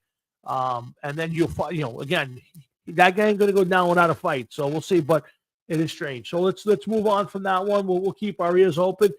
Jeff, speaking of football and the draft, which we have coming up in about a month, I was reading something. Woody Johnson put out a thing, and there's a couple things on the Jets we'll go to right now if you don't mind. One of them is Woody said basically, and Joe Douglas has given permission for Zach Wilson's representatives to find a trade, and so far they haven't found anything. And Joe Douglas said, there's been some chatter, but nothing even close. And Woody Johnson was asked, well, what happens? Will you, if you get to the point in the season, will you will you release Zach Wilson? And he said, no, he's worth something. We're not going to give him away for free. And the worst case scenario, he'll be on the team this year. Let me ask you this question. Is there any chance in the world that Zach Wilson come September? I'll say this. Is there any way in the world come training camp, Zach Wilson's still a New York Jet? Oh, without a fucking doubt. Yeah. Matter of fact, I'll go one further. I could see him walking off the field at the end of the season, still wearing a Jet uniform. Okay. Wow. Because whatever it is, Zach Wilson has naked pictures of Woody Johnson or something with a little boy or whatever. They did blow together, something they did. They were in Malaysia together, hanging out with some T-girls. Something was going on that they will not get rid of this guy. You just had Justin Fields traded for, what was it, a fifth or sixth round draft choice? Yeah. What do you possibly think you're going to get for Zach Wilson? What could you possibly get for Zach Wilson? Tell me what you think you're going to get for him. Yeah, I don't like what You would already said, and I'm sorry to cut you off, Tom. no, but that's not. you already said, go ahead and look for see if you can find a trade. Okay. That means the other 31 teams in the NFL now know that you want nothing to do with this guy as it is. Maybe they want to catch him as a what do you call it? A third or fourth string quarterback going into training camp. They're just going to sit back and wait. You don't release him. We'll find somebody better off the street. It doesn't make a difference. Yeah, You know what I mean? Yeah, I think you've already devalued him. I think anybody in the NFL with any sort of brains who, by the way, if there is anybody who thinks they could turn his career around, which I think that's hard to believe as it is, I can't imagine anybody giving anything more than a 7th round pick for the guy. And why would you? 7th round pick. Come on. No, Jeff, I'm just saying this. I know. Believe me, Tom. Nobody's going to give him anything. Yeah, I can't imagine it. The Bears got a 6th rounder for Justin Fields, who all of a sudden is Hall of Fame caliber, best quarterback in the NFL. You know what I mean? It's unbelievable how his stock rose. A franchise who hasn't had a real quarterback in 50 years or better got rid of a guy that everybody else all of a sudden now thinks is going to be the next great quarterback. I just don't understand it. I just don't understand that. No, and he went to an equally quarterback-hungry team. Yeah, exactly. Yeah, who's desperate enough to bring Russell Wilson in, the most failed quarterback of the last decade. I don't understand it. And like I said, there's something is up that where Woody just will not release him. It's not going to happen. It's not going to fucking happen. I don't disagree with you, but I think if you're Woody Johnson and you're Joe Douglas, I think two things. If you really do like this kid, the best thing you can do for him is just release him. Give him an opportunity to go someplace else for free and have an opportunity, because what's going to happen is this is going to linger until the draft or well into the offseason. He just killed his career. Right. And if you're the Jets, absolutely killed his career. The last thing you want to do is have him show up, in April or May for mini camps, for OTAs, and be on the roster, because to me it's a kiss of death. If he's the third string quarterback on this Jet team opening day, he will be the starter by game 3, because the black cloud will flow over that stadium, take out every other quarterback on the roster in the Northeast, and he will be the only guy left, and he will play quarterback, and his teammates hate him. There's nobody who says anything nice about this kid. Not one player has ever come to his defense and said, hey, leave the guy alone. He's a good ball player. He's a nice guy. So, to me, do yourself a favor more, but even better, do this kid a favor and just release him and let him go about his business. And you know what, Jeff? If nothing else, don't make it a Jet distraction, because right now it's a distraction for the Jets. Listen, I hear you. Thank God for Tyrod Taylor at this point in time. Another fucking human pincushion that's going to get injured somewhere. But that's my point. You got a 40-year-old quarterback coming off an Achilles injury who, all right, now let's pray he doesn't get hurt. But, he's 40 years old. The Jets don't have the best offensive line in the world. There's a good chance he may spend some time on the injured reserve this year. Okay, Tyrod Taylor is a walking pharmacy. The guy's had more pins and needles in him trying to keep him out. That guy gets hit, falls to the ground. He's out for 3 games. I watched it with the Giants. And, Look what and happened. He got it. How many games was he out when he played? I think it was in San Diego. They gave him a fucking shot in the fucking ribs. They hit his lung or something. That's how what's his name? Justin Herbert got his job because of that whole thing. But at the end of the day, Alan, you're right. To me, if you're the Jets, you'd have to give up Zach Wilson, a number 3, to wind up with a number 7 pick because you're not. Listen, you don't have to include a draft pick. You don't have to include a draft pick at all. Okay, all you got to do is say, "See you later." And That's I think for everybody's sake at this point, that's what they can do, and it's either the if you have to include a draft pick. First of all, when was the last Jets third rounder that got drafted out of the draft, came on the team and did anything as a third rounder? Nobody knows the answer to that because it's probably never happened yet. Yeah. So why are you giving up any kind of draft picks? Just get rid of this kid. You're going to pay his salary no matter what. Get rid of him. What are you going to wait till you have to make the choice of guaranteeing his 5th year or whatever the fuck it is? Just get rid of him now. I agree. I think at the end of the day, I think you'd be doing you'd be doing him the favor. And I think at this point, at the very least, let's just say I think you owe him the opportunity to go restart his career someplace else. I don't think he can, but why are you giving up any draft capital when they know that the Jets don't want him? Yeah. Unless Woody is trying to maybe this kid is good, or offer him this and that for whatever. But even at that, it's just forget it, man. Get rid of this guy. Yeah, I kind of agree. Let's move on from that. I got some more Jet stuff, but let me do something for the Giants. So, Jeff, you started to show up breaking my balls about Daniel Jones and but there's so much stuff at this point in the year coming out. You read one guy online and he says, if Denver can cut Russ with all that cap money, the Jets can get rid of him in a second. You're 100% right, Frank. First of all, so hold on. First of all, comparing the cap space that Denver took the hit on compared to the cap space the Jets would take is apples and oranges. Denver didn't care and did what was best for the team and said that they'll eat, what was it, $70 million or something like that? Yeah.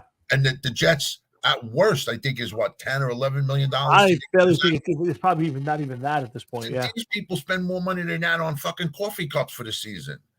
Just get rid of this guy. Look what Denver did. Denver put themselves in a position they're probably he's gone now. All right, now we'll figure out what we're going to do. But one of the problems is gone.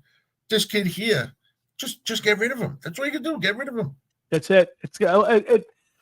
I will bet you the Jets. I will be shocked if draft night Zach Wilson stole a New York Jet. I will be surprised. I think they have to at some point draft another quarterback that will be the future. Maybe it'll be late rounder, somebody who's there late in the draft. Hey, you want to bet on something? I'll give you something to bet on. Zach Wilson comes out on the stage in the 7th round to announce the Jets pick. How's that? Oh boy. Hard Rocket Sports.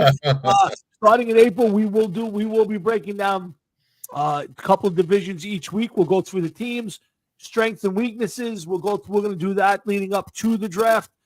So I will let Jeff know probably starting next week. We'll do a few divisions. We'll compare the teams. We'll make some picks. We'll talk about a couple things. We'll do our mock drafts coming up. But speaking of mock drafts, Jeff, there's a lot of talking about what the Giants can do at number 6. And to me, I know everybody's done with Daniel Jones. I get it. But I think the Giants can't be done with Daniel Jones yet. And my reasoning is this. If the Giants want to win this year, they need a wide receiver. They need a game-changing, breaking wide receiver. So unless you think, and I know the draft's deep in them, but you're not that deep where you're going to get a great one in the 2nd round later. So to me, the Giants have to draft a receiver at the number 6 pick or trade back a couple spots, pick up some capital. And then if you want to take a quarterback after that down the road, by all means. But Daniel Jones will be the starting, if he's healthy, will be the starting quarterback for the New York Giants.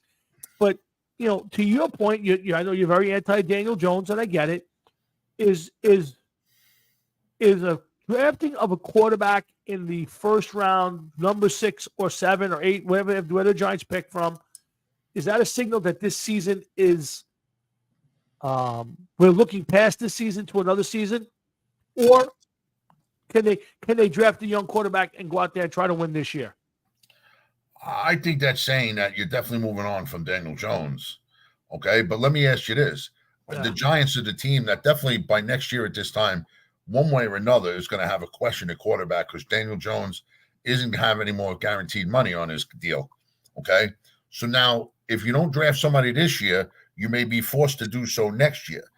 But what is the point if you're the Giants or another quarterback needy team with supposedly this is a deep class for quarterbacks? Why not take one now? Okay, if you're going to get the right guy, take him now instead of waiting for next year. Because what are you going to do? Who's the last? Okay, Brock Purdy was Mr. Irrelevant. Somehow got lucky, yeah, and is in a pretty decent spot for himself. How often do we hear that story? Not very often. I personally do not see the point of drafting a guy in the 3rd, 4th round and making him a project for 2 or 3 seasons down the line. Because now you're telling your fan base, well, we're going to see what this guy can do, but we're not going to know what he can do for 2 or 3 years. Yes, we need offensive linemen. Yes, we need cornerbacks. Yes, we need that. We could have taken one of those.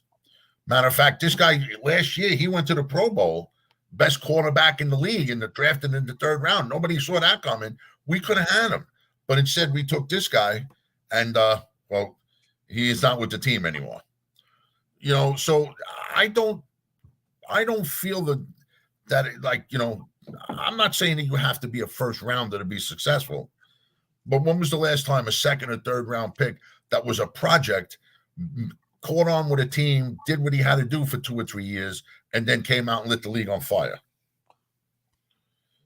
Yeah. Alan, to your point, I don't disagree that this could be the last season for Jones.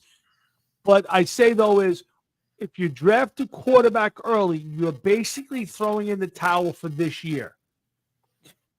Matt and I had this conversation, and we'll get to the Cowboys have basically said that they're not going to extend Dak Prescott past this year or past the end of his contract, and they're going to let the season play out, which to me means they're not going to pay him, because if he's already making $50 million a year right now, could you imagine what his next contract is going to look like? And Dak Prescott has shown that he is not that guy. So I agree with Matt. I think the Cowboys are going to move on from Dak after this year. I'm short of him winning the Super Bowl. And even then, maybe you do anyway. If you win the Super Bowl, you know, don't sign him and spend $60, $70 million, start all over again. But that's a different story. He's not going to be a Giant. But Jeff, as far as Daniel Jones goes, and to Alan's point, you know, if you draft a quarterback at 6, you know, Drake May would have dropped that far, which I can't imagine. You know, I think a ton of teams are going to jump up into the draft. Matt and I have talked about Minnesota jumping up that far. I think Denver's going to try to get up that far. There are a bunch of teams that need to be. There's no way Minnesota's going into the season with Sam Darnold at quarterback. Okay. Listen, I don't believe that. That's just like saying that Justin Fields is all of a sudden the greatest quarterback in the NFL. You know, how many people have you said, oh, Sam Darnold? They mentioned his name. Yeah. Connected with a couple different teams, and I don't understand it. This is a guy that was released by the Jets or traded by the Jets and was released, I believe, by the Panthers. 2 teams that needed a quarterback. Yeah. Now all of a sudden he's turned it around. Well, and he's going to be the greatest quarterback in the league. Are you fucking kidding me? I agree, but I think, again, we talked about this, I think last week or the week before, where I think the Baker Mayfield thing has put people, Geno Smith, where they're kind of reclamation projects. Not saying they're winning a Super Bowl anytime soon, but later in their career, they've actually gotten better. And I think you're starting to hear that about Sam Darnold. Now, I still do not believe that Sam Darnold will be the starting quarterback in Minnesota, or will be, if he is, much past the middle of the season, because they're going to try to draft a quarterback.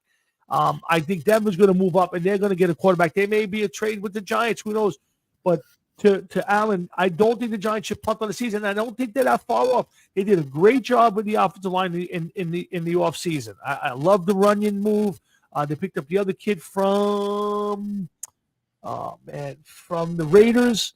I not that they've solved it, but I think it's gotten better. I think you firm it up in the draft. I think a number one receiver and a little bit of help at safety in the draft. This Giants, not saying they win a Super Bowl. I'm saying that I think they can start making that move. But I think if you punt on this season and then you draft a quarterback, you're putting yourself way behind again, because now you're starting all over with a rookie quarterback, and now you're 2 or 3 years of his learning and all that. Meanwhile, guys are starting to get older, and you move. You need to win the next couple of years with the Giants. That's the NFL. 4 years and turn it over. To me, everybody you're saying about Sam Darnold, right? He was 28 for 46 for 297 yards, 2 touchdowns, and an interception.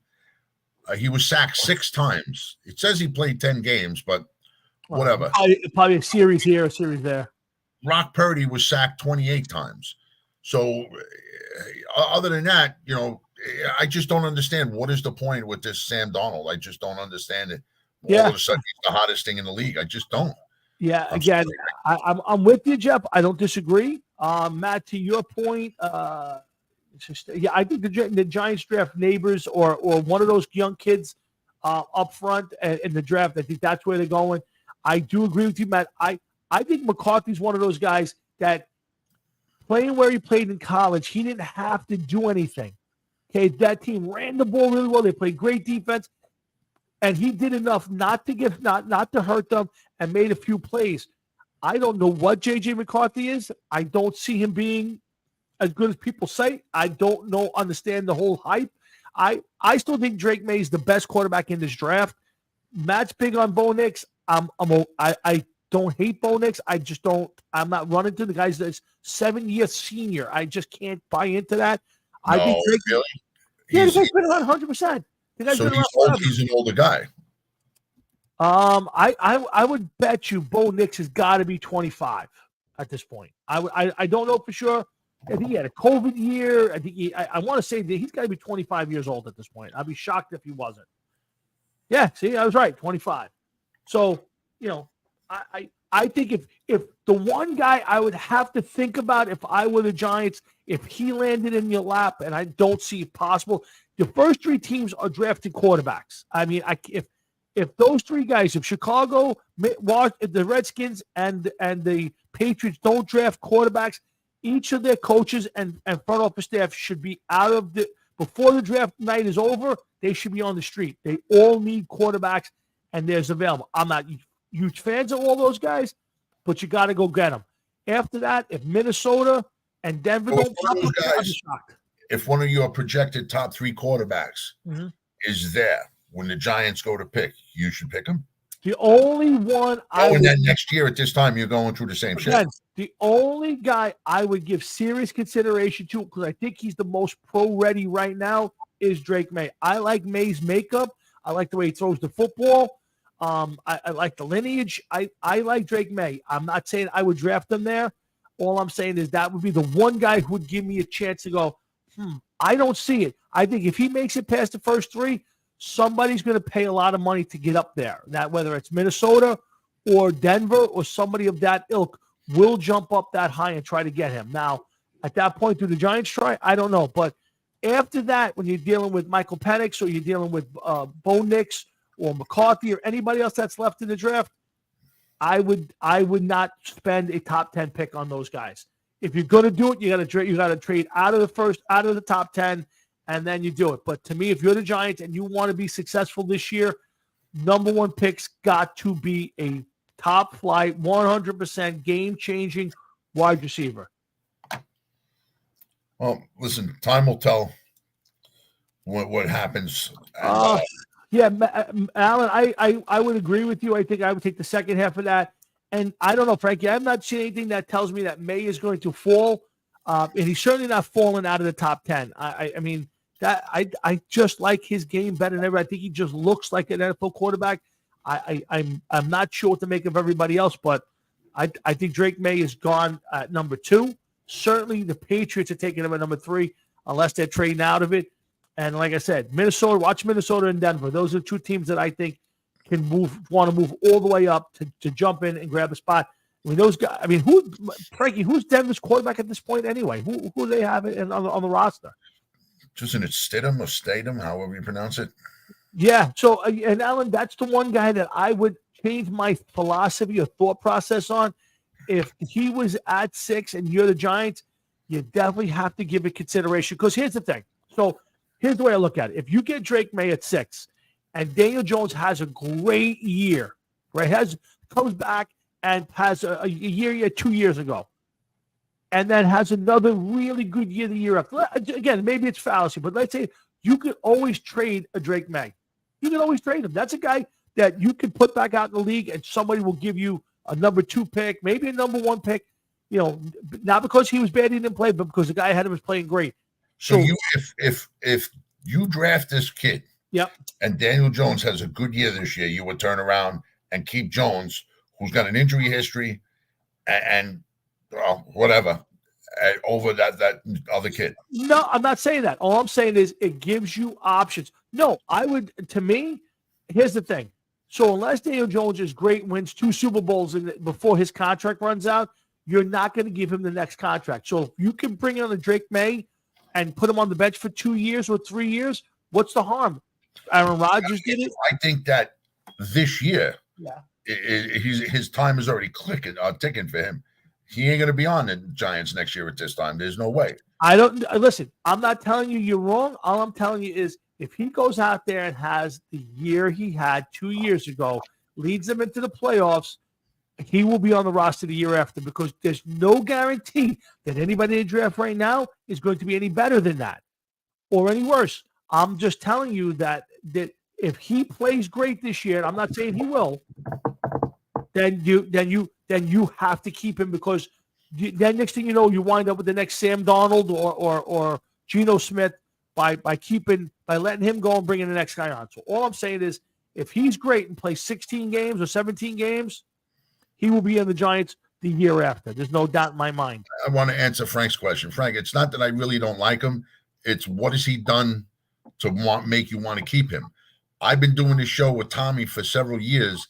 He wanted to hold on to Eli Manning until he turned to dust, which I just didn't see. And I just don't see the point of, if this guy was that good, his contract would have been guaranteed for more than 2 years, because by the end of this year, you're going to end up seeing that Jones's salary is going to be probably on the lower side in the NFL.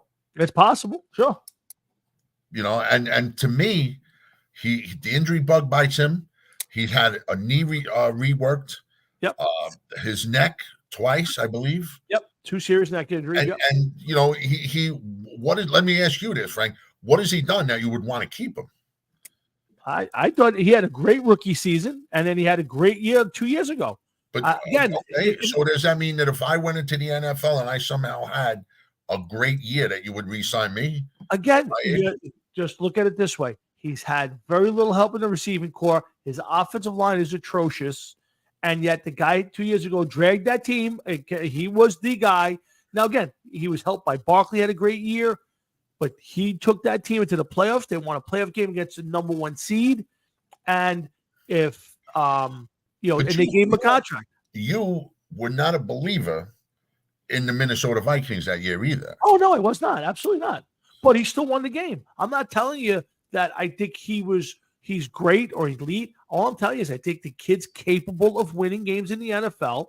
You're right. 2 or 3 years from now, his contract may be a bargain. And if he's playing well, and I'll take you back to a guy the Giants drafted in 1979 who for 4 or 5 years played about 10 games because he was constantly hurt, whether he smashed his hand into somebody's helmet, blew out his knee, whatever it was. And people call, and I went back, I still have magazines from that time, and I've reread some of the articles on it. And people called for him to be let go, they brought in other quarterbacks, and then all of a sudden 1 year, the guy stayed healthy. And the next thing you know, he won 2 Super Bowls. So all I'm saying is things can change. Super Bowl. No, he won 2. He has 2 rings. Whether he wasn't on the field. He wasn't on the field during one of those Super Bowls. Yeah, he won 2 Super Bowls. He was 13-2 when he got hurt. 2 rings, but he wasn't on the field for both of the Super Bowls. That's one thing. Second of all, you yourself have said it many, many times. 2 different eras in the NFL. Okay, he wasn't asked to carry the team like they are now, so it doesn't matter who. Jeff Hostetler won a Super Bowl. Again, that's not the point. The point of it is I understand guys, the point. guys can Quarterback change was their looked at history. differently back No, then. no. All I'm saying is, just because a guy's been hurt for a couple of years or has a little bit of injury history now, doesn't mean that next year he goes on a run of 10 years without missing a game. Anything can change. I'm not saying it's going to.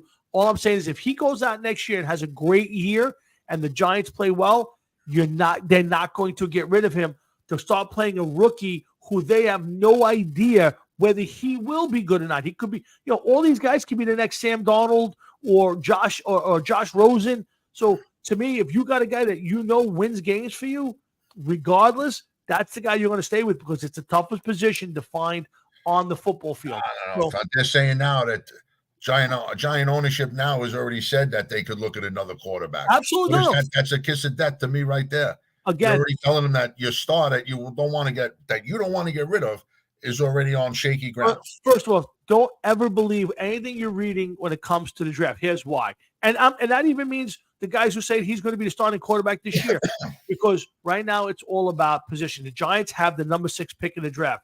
We love Daniel Jones. We don't love Daniel Jones. We may take a quarterback. We're not going to take a quarterback. They want somebody up in the behind and go, the Giants going to take a quarterback? They're not going to take a quarterback. Do I have to trade up to number 5 to get my quarterback? Or the Giants can I trade to number 7 and get the quarterback, or do I have to trade to number 5 to get in front of the Giants? It's all about positioning. It's all about leverage, and that's all that's happening right now. I understand that, but here's the thing: you don't have the greatest quarterback. You don't have a top 15 quarterback on your team. I think, maybe a top 15. You don't have a top 10 quarterback. So probably not. Sure. You can say whatever you want. Their running back just left. They need something, and they're already saying, "Well, if the quarterback is there and we want him, we're going to take him." I don't think that's going to work for the Giants. I really don't. Let me ask you a question. What's the guarantee that anybody they draft from number 1 to number 5, any one of these guys are going to be a great or even a really good NFL quarterback? What's the likelihood? 50-50? There is none. There is none. Exactly. There is none. Daniel Jones has already shown to be mediocre at best and injury prone. I think the mediocre at best is wrong. He became a really good quarterback 2 years ago. How many games did he play last year?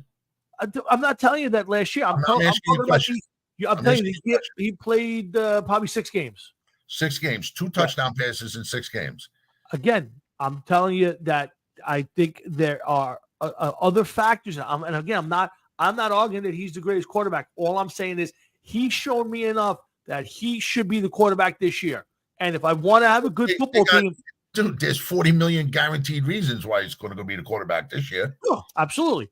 But that solidifies that. So let me ask you, if you're the Giants and you go out this year and you draft a quarterback, let's say you draft a quarterback and then they go out and they have a really good season, not a great season, but a really good season, and he has a great season, throws for 3,500 yards, 28 touchdowns, he runs for 700-800 yards, has a great season. So you're telling me the next year you're getting rid of him and you're starting the guy who was behind him last year? No way. There's no chance in the world.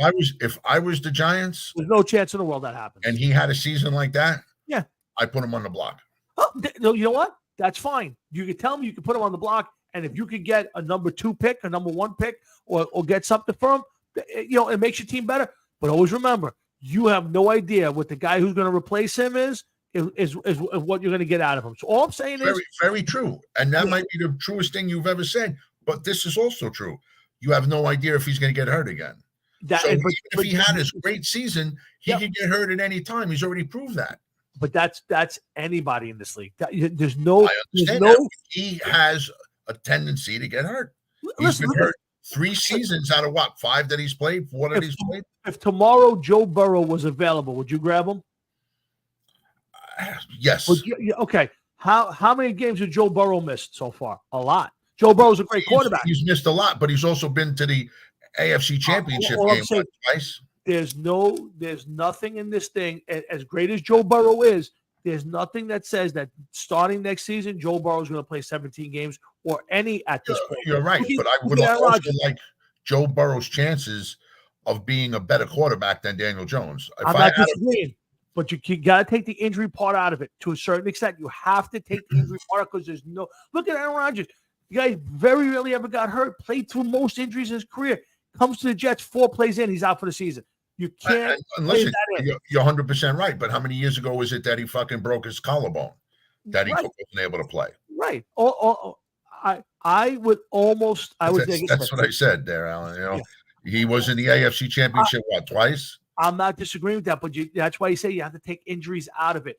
Now, if you're telling me that last year when the Giants had the opportunity to give Daniel Jones a $40 million 4 years in a row contract, that they should have taken into account his injury history and not signed him, I would agree with that. But right now, if he goes out next year and has a really good, I'm not even saying great, a really good season, they have a good season, Daniel Jones will be the starting quarterback the year after, because I'm telling you, there ain't a quarterback out there. Now, unless you tell me you're trading for Patrick Mahomes, Josh Allen, Joe Burrow, please, Herbert. I got to stop you. Yeah. I got to stop you. Please do not put Daniel Jones' name with those guys. No, I'm saying is unless your Giants are going to trade for a guy like that, to me, there isn't anybody else in the league that you're going to go as an automatic. There's people that play rotisserie football that wouldn't fucking make that trade. I'm not saying you're trading him for them. I'm saying is if Josh Allen was all of a sudden available because they couldn't afford him anymore and you could trade for him, of course I'll dump Daniel Jones for Josh Allen. Of course I do it. But short of that, again, and this is all predicated on him playing a full season and having a great season or really good season. Part of the problem is are you a hoarder? I'm not a hoarder. You sure? I am positive. All right, because you get something, you hate to let it go. No, you didn't want to let Eli go, and you don't want to let Daniel Jones go. But here's again, same thing I told you then. I'll say it again. When everybody was dumping on Eli, says great, no problem. Who's replacing him? Is my replacement for Eli going to be Sam Darnold or Geno Smith? Then no, I don't want to make a change. Look who replaced Eli Manning. Daniel Jones, who's been hurt at least 2 or 3 seasons, and is not half the quarterback that Eli was. But again, I said at the time, and the reason I wanted to keep Eli for those last 2 or 3 years, and all I said was pick after he was beat to piss. Right. Pick or give me a better option. The minute they picked Daniel Jones, I said, okay, this is Eli's last season. I'm okay. Eli can go. We have a replacement. Great. Up until that point, nobody could point to a replacement. So what did I want? Did I want a refurbished Sam Darnold or one of those kind of guys? No, I'd rather stick with Eli Manning. Even if he's at the end of his career, he still was better than those guys. So all I said was, you can get rid of Eli. Tell me who you're giving me. Yeah, but Tom, you didn't tell me like you just said just a few minutes ago, you don't know what those people are capable of. Right. Eli Manning won 2 Super Bowls. Yeah. And how long did they go before they won their first Super Bowl? 4 years. How many years was he in the 4 years? 4 years, I think. Yeah. So this is going to be Daniel Jones's 5th season? I think it's 5th or 6th. 5th, I think. Yeah, 5th. Okay. So if this is his 5th season, he's already one behind what that Eli Manning did. Yeah. But don't forget, again, same thing. Look at the team around the guy. The guy's had no offensive line. He's had best average receivers at best. The only thing he had was Barkley, and even Barkley missed a lot of time in that time. So, again, I'm not telling you that he should be the quarterback for the next 10 years. You want to draft a quarterback, that's fine. If your plan is to win this year, you need a receiver more than you need a quarterback. You can get a quarterback later in the draft. If you're going to tell me that this is Daniel Jones' last year regardless, then go draft a quarterback, punt on the season like Alan said, and move forward. That's fine. So the first round pick is going to tell me all about the Giants season this year. Of course it is. If the Giants take a quarterback, this will be a bad season, and at some point, Daniel Jones will be riding the pine, and he will be gone after the season. If the Giants draft a receiver first round, Daniel Jones is here for the near future, short of a major injury, and they will move that forward because that's what tell me. So, but to me, I've heard every angle in the world. The Giants, I'm predicting it right here. The Giants will take a receiver at number 6 or drop back and take one later on. I think the Giants only guaranteeing 2 years of a 4-year contract tells you which way they're going now. But Jeff, that's the norm. You know, the weirdness of the Kirk Cousins, Deshaun Watson, Kyler Murray, where these guaranteed fully contracts, otherwise most guys get 2 or 3 guaranteed seasons, and then the end of it is we're going to front load you with something, we're going to back load you with money, and then at the end we're going to take a beating because we're probably not going to be here anymore, and that's where I think. But very few quarterbacks or any player gets a fully guaranteed deal. Nobody's getting a 4-year. How many quarterbacks have a 4-year guaranteed deal? You're talking about 2 different things, apples and oranges. No, we're not. You said he only guaranteed 2 years. I'm going to tell you why you're talking about 2 different things. Go ahead. Okay? One, you're talking about Daniel Jones. The guy was young. There's no reason why, if he was a good quarterback, why you don't give him a 4-year guaranteed deal, especially at $40 million a year, because in year 3 and 4, that's going to be a bargain compared to what some other guys are getting.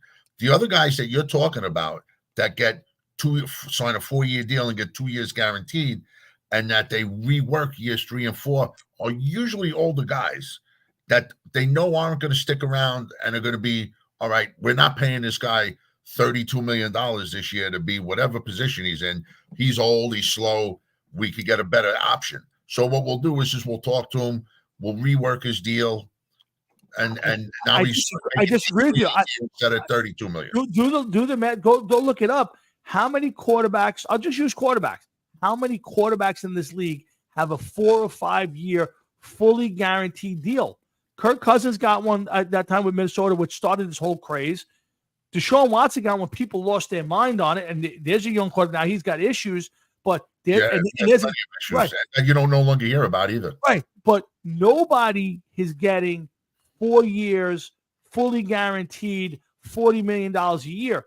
So it's not that just Daniel Jones got a weird deal. What did those are the weird deals? What did Dak Prescott just sign that he's in the last year of? Didn't he just have a 3 or 4 year deal?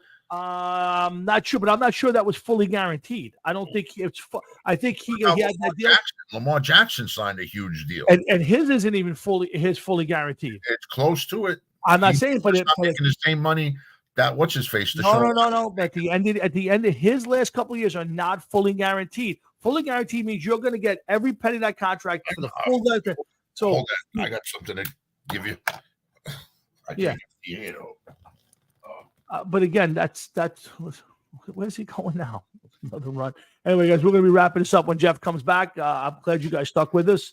We'll wrap this thing up. I got one Spinal Tap thing, and we'll get out. But hey, Matt, to your point on Dak, I think that's very telling right now. And I think the interesting is going to be if Dak and the Cowboys have some success this year, does Jones give him the deal that he should have gave him now? I think that's going to be an interesting debate if you're a Cowboy fan.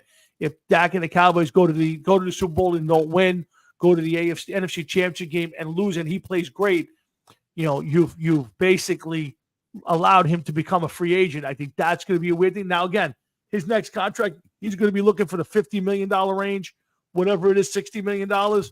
I would never give it to him, and I don't think they're going to get there this year with it. But even then, Matt, the problem is, we talked about this, you and I, even if you get there, do you want to give him more than or better than a quarter of your entire budget for a guy who right now, if he did take him to the NFC Championship game, has finally won a big game? And then at that point, now you're competing and you're going to pay him even more money because you've allowed him to get to that point. So I think it's a great move by Jones, to be honest with you, to not give him the money. I don't think Dak is worth that, but like I said, it's an interesting dynamic that they're not going to extend him at least a year or two. And I think the Cowboys will be looking for a new quarterback next year. Again, Matt, I agree with you. I think Dak has been exactly what I think he's overhyped because of the team he plays for. I don't think he's a terrible quarterback by any stretch. I just don't think he's I don't put him in the Burrow, Allen, Mahomes category. He's definitely a tier or two lower than that. Good night, Frankie. Go watch the Rangers. We'll catch you off the air. Thank you, brother. But yeah, I think that's an interesting one, Jeff. We were just talking, Matt and I, the other day. Jerry Jones basically said they're not going to extend Dak Prescott's contract and let the season play out. And what I said to Matt was, he's already making a ton of money. You know, if you let the season ride out and he does have that great year, he's going to be looking for more money, or do you move on from him regardless? I mean, I think it's an interesting, and I like it from Jerry Jones in the fact that he's basically saying enough's enough. I'm not going to overpay this guy. I'd rather start over with somebody else probably. Listen, a lot of people want to pay him, and he will end up. The best part is he will be on somebody else's team. Oh no! Next year, without a doubt. Listen, he's not a terrible quarterback. So you're right. You know, a team like Pittsburgh and teams that don't have a legit NFL quarterback. You know, the Minnesota Vikings at this moment. Maybe the Carolina Panthers. We're still waiting to see what Bryce Young's going to be. The Chicago Bears, although they're probably going to want to draft in Caleb Williams, there are going to be a lot of teams that are going to be looking for a quarterback, and he will definitely get something. Everyone kills Dak with what the hell has Lamar Jackson? I think both quarterbacks are overrated, but I think Lamar Jackson is completely overrated. I think he's just a glorified running back, and I don't get his game. Dak is Alan. Here's the thing about Dak: he's a solid quarterback, but to me, he has not won anything and never won a big game. And the problem is, you're giving him more and more money every year.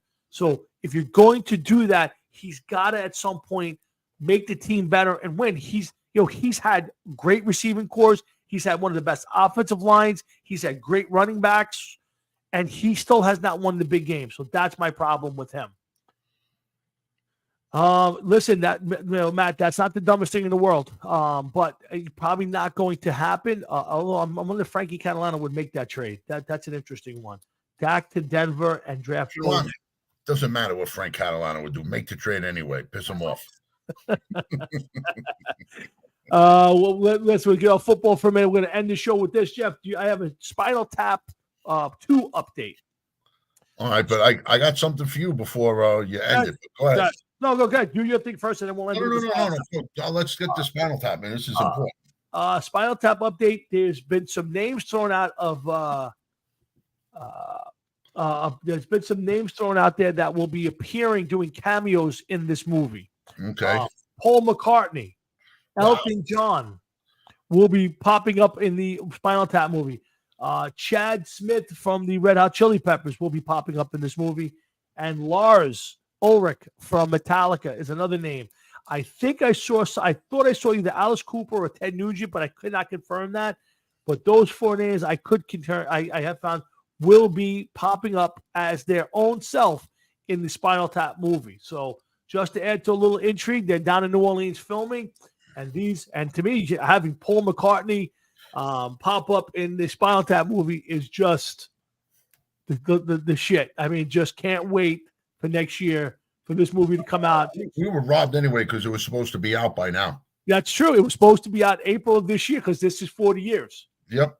40 years ago this month. But only Spinal Tap would celebrate 41. Yes. That's 40 plus 1, Yes, you know what? That is very Spinal Tap-ish. I agree. So, but yeah, Jeff, you give me your last one and then we'll call it a night. I don't know if you saw this, know this, or anything, but I saw this and I was like, I got to bring this up. The nominees for the 2024 Rock and Roll Hall of Fame. Oh, I did not see this. Good, go for it. Well, then allow me, please, ruin your night. Okay. So this is the one. This is what I saw. I don't know if there's going to be any more added to it or anyone's taken off, but this is what I got. Mary J. Blige. Remember, for the Rock and Roll Hall of Fame. I got you. Okay. Mary J. Blige. Okay. Mariah Carey. Cher. Dave Matthews Band. Somewhat rock and roll, but I don't know what you would call them, but definitely not. Yeah. Eric B. and Rakim. I don't think there's anybody in the Rock and Roll Hall of Fame unless they're cleaning the bathrooms named Rakim, but okay. Yeah. Foreigner. Okay. I can see that. Okay. Peter Frampton. Wow. Jane's Addiction. Then we go to the other side and we got Kool and the Gang. I don't know. Lenny Kravitz. There's somebody who had a pretty hot career and then it kind of tapered off and Lenny had about 5 or 7 good years, I would say, right? And then all of a sudden it's been I don't know what he's doing. Yeah. Oasis, I think they spent more time apart than together. Yeah, But those guys whatever. hate each other. Yeah. Sinead O'Connor, Definitely. Oh my God. Ozzy Osbourne, I'm guessing as a single entertainer, I would imagine. Sade, and A Tribe Called Quest. And that is your 2024 Rock and Roll Hall of Fame nominees. Oof. this year. Now, Foreigner's been around forever, but and they had a couple of big hits back in the 70s, Well- right? They did the Cold Blooded, and Yes, but that Foreigner is not together anymore. no, it's One or two that's members have died. The original singer's, I think, doing his own thing, and another band yeah. called Foreigner. The yeah, guitar player's doing I'd like something. to know when the original Foreigner fell apart. How long after the success? It couldn't have been much. Couldn't have been too long after. I'm just curious. Like they had their success. Let's say 77, original band. I'm assuming, and then I would think in the 80s they were starting to fall apart. Early to mid 80s. Yeah. Foreigner. Now, does Cher belong in the Rock and Roll Hall of See you Fame? later, Alan. See you, Alan. Come back anytime, my brother. To me, does she belong? No. Alan, I'm definitely going to hit you up on that. Yeah, so that's an interesting one. She had a great career early. Is that rock and roll back then? That might have been back then. She had enough rock and roll put in her But, yeah. with Greg Hogan and Again, Gene Simmons and a few others. You had to have been. They used to have a criteria, and part of it was you had to be influential. She wasn't. I don't know how many number one hits. I don't know how many albums she sold, but she falls a little short. Ozzy definitely belongs in there. He's in there with Sabbath. He definitely deserves to be in there. That's one guy for sure that needs to go in there. But is he going in? It doesn't say, is he going in as a band? So like he'll pick his lineup to go, or is he going in as a single performer? You know what I mean? Yeah, it's a good question. I would say, well, let me ask you this question: Is it's even with the Randy Rhoads era, it wasn't. Was that the band? Was the band Blizzard of Oz? It was really Ozzy Osbourne. It was basically Ozzy. The album was Blizzard of Oz. Right. That's my I don't point. think that the name of the band was Blizzard of Oz. And if you think about it, how many different lineups has there been? I mean, even back then, the original lineup changed almost immediately, right? I mean, the singer, the bass player, and the drummer changed after the first album. Then Rudy Sarzo came in at some point. That's what we saw. I don't know if they exactly, because there's been so much fighting over who recorded what. Yeah. So I don't know who recorded what, to be honest. So let's see. Realistically, the first two albums, let's say, were the original band. And then after that, it's just been change after change after change. So I would think he's going in as a solo artist. Probably. But, like just who he played with, Tony Iommi, Randy Rhoads, Jakey Lee, Brad Gillis, Zach John Wilde, Fives, right? Zach Wilde, and all the other guitar players that he's played with over the years should be enough credibility to get him into the Rock and Roll Hall of Fame. And it's a shame that he's not already in the Rock and Roll Hall of Fame. Yeah, I would like to see him get in it, because let's face it, every single time you see him, he looks worse than the last. Yeah, I think he's a shoo-in. I'm shocked that he's not in as a solo artist at this point. It is well over. It's 40 years since he has been a solo artist. Out of the rest of that list, I can't think. I mean, is Dave Matthews going to get in? Maybe. I wouldn't vote for him, to be honest with you. But listen, right now, Mary J. Blige is getting in. Mariah Carey and Cher are getting in. Maybe not Dave Matthews this time around. Foreigner should. Peter Frampton should. Jane's Addiction. I'm not a Jane's Addiction fan. They should. I don't know about Kool and the Gang. I don't know. That's an interesting one. They're not rock and roll. Yeah. Lenny Kravitz, he's been kind of quiet. That doesn't mean that he's not putting out albums. I just don't know anything that he's putting out. So I'm on the fence with him. Oasis, I can't see. Sinead O'Connor, she's dead. She's getting in. They're going to put her in. Yeah. You watch. Ozzy, they'll leave him out to dry. Sade, she's another one that's been kind of quiet as of late, as far as I know. Yeah. Tribe Called Quest, I know nothing at all about them other than I've heard about them before. I don't know what kind of music they do, nothing. Ooh. but I guarantee you that they'll get in.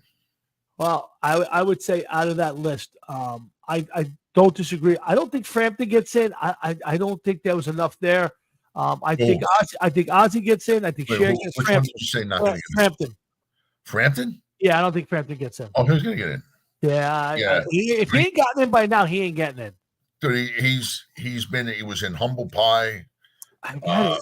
He's been a solo artist. His live album is one of the best-selling live albums. I'm not disagreeing with that. Absolutely not. How he didn't get in is beyond me. Yeah, I just don't think I don't think you're getting all of those people in. I think if you're going to get down to about 5, Ozzy, Cher, Mariah Carey, I think definitely gets in. Although she's wacky, so they might, but I think she definitely gets wacky, in. and she hasn't really done anything. Her career started going downhill back in the early 2000s.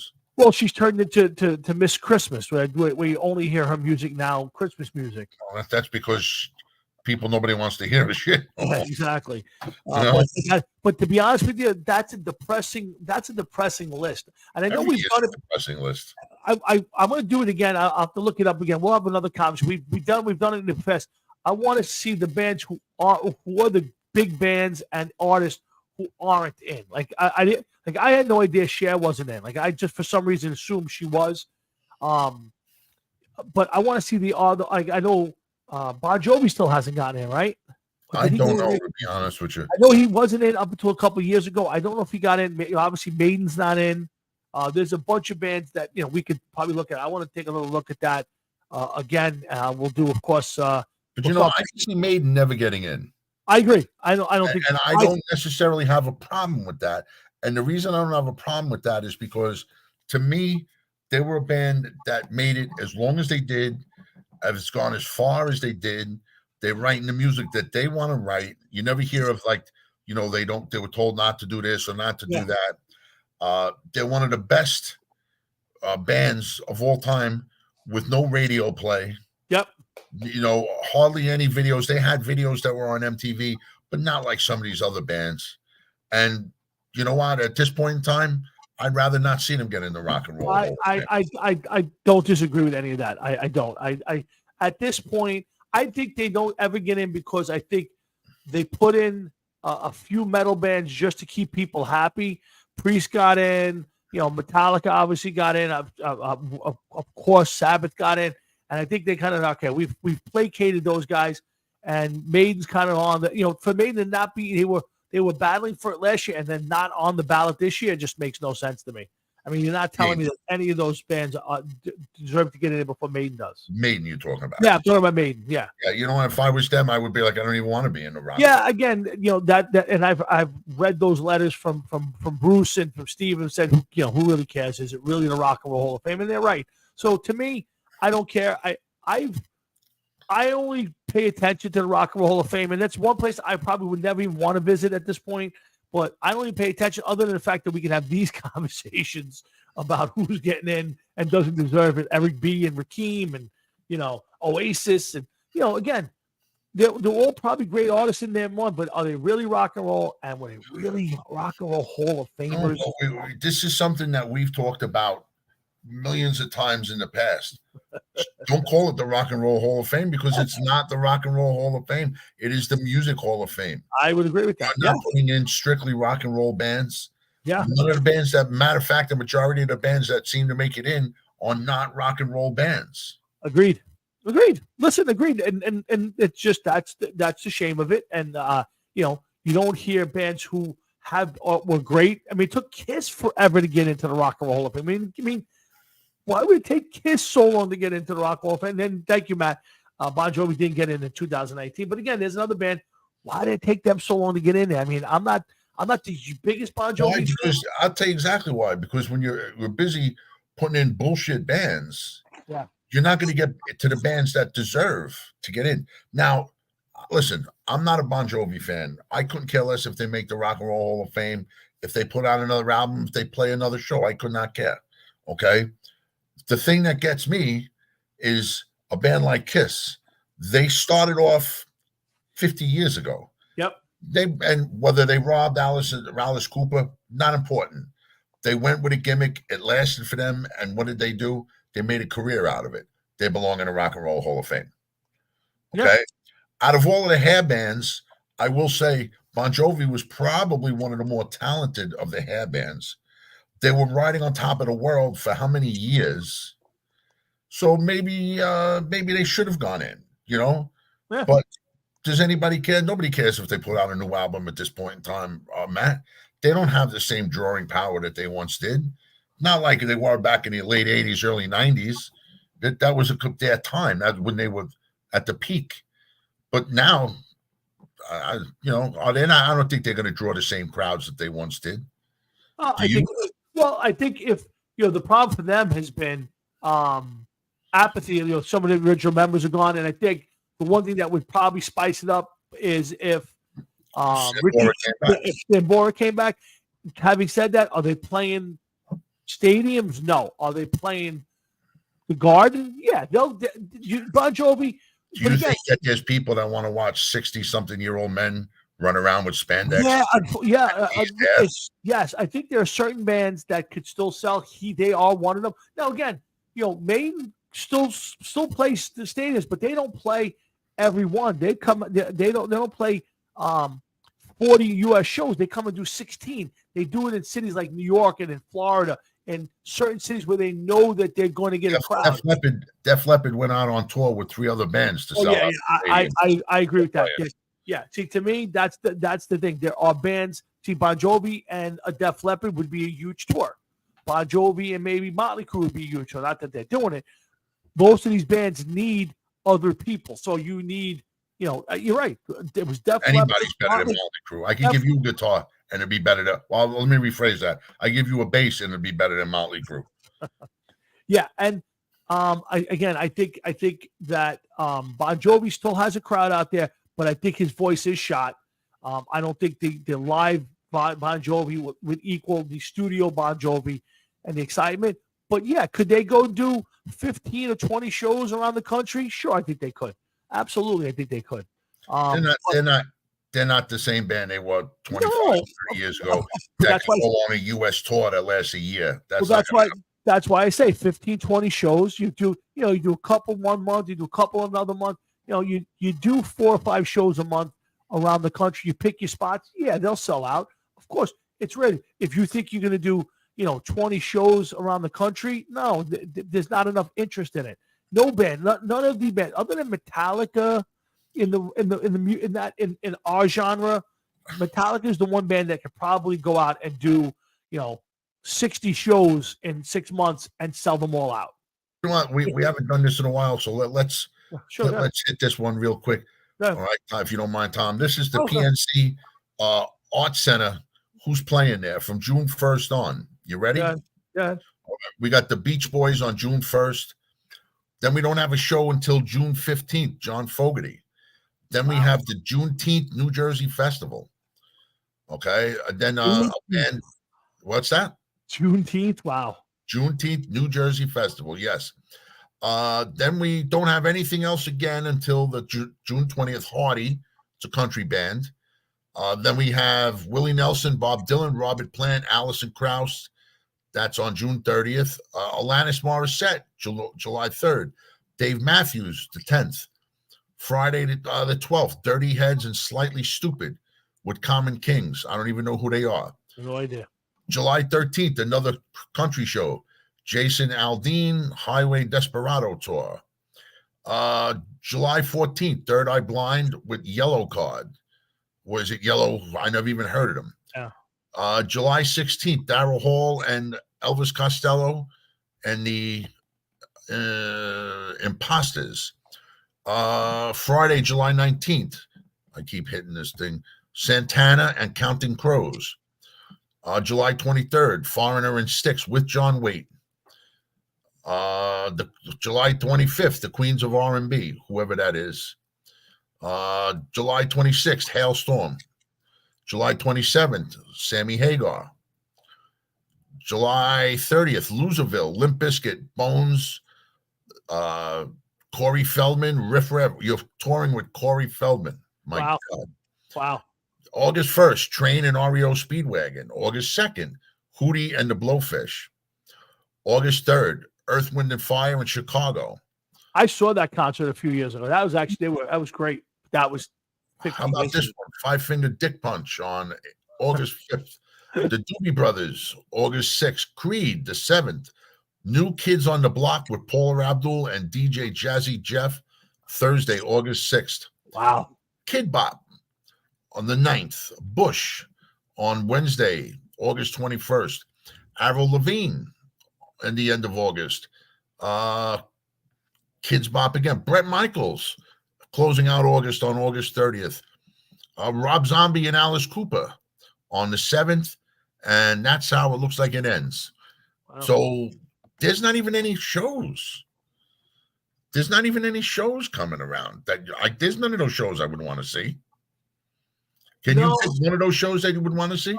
No, I would say that. I say I would want to. I'd love to go see REO Speedwagon because I was a huge Speedwagon fan. There's only one guy left, so I'm not running to it. So no, I would say out of that group, there isn't a show I'm going to go. I should get tickets for that. So I saw Earth, Wind & Fire in Chicago. They were great. That was a great show. Matt, you may be showing your age if you still love Bush, bro. Yeah. I like a clean area to play in. Frank myself. Catalano, I do have the dream. That was one of the first bands. I loved High Infidelity. That album, 1980, was just. I still listen to that. I just listened to it 2 weeks ago on vinyl, right, sitting right here. So I am a big fan of that album, and I love the guitar tone from Gary Richrath, who passed away a few years ago. One of the best guitar tones of all time. Who's the only original guy left? Kevin Cronin? Yeah, he's the only one. All right, Yeah. so that to me is more a nostalgia thing. Correct. Yeah, it's not a thing where I go, I gotta see that. It's one of those things. I'll check it off the list. I saw REO Speedwagon. But And it's Matt, not- as far as Creed goes, you know what I don't like about Creed? I find it hard to believe that they're the religious people and religious rockers that they say they are. Off stage, he's probably snorting blow off us or hook his ass and doing all sorts of heinous things to whatever comes his way. I saw them in Me personally. 1990. I saw them in 1999, and I wasn't a fan, but they were outstanding. I saw them at the They're good musicians. K-Rock Dysfunctional Family Picnic in '99. It was one of the best shows that you could have ever seen. It was amazing. Mark Tremonti. I think I'm not sure. I would say I think the answer He's is an yes. excellent guitar player. Yeah, I mean, it was a great show. They did about a dozen songs, maybe 10. And it just killed. It was them, Ozzy, Limp Bizkit. I mean, just a ton of up and coming bands that all become huge. It was a great show, but I wasn't a fan at all, but they were. So STP, which really made me an STP fan at the time.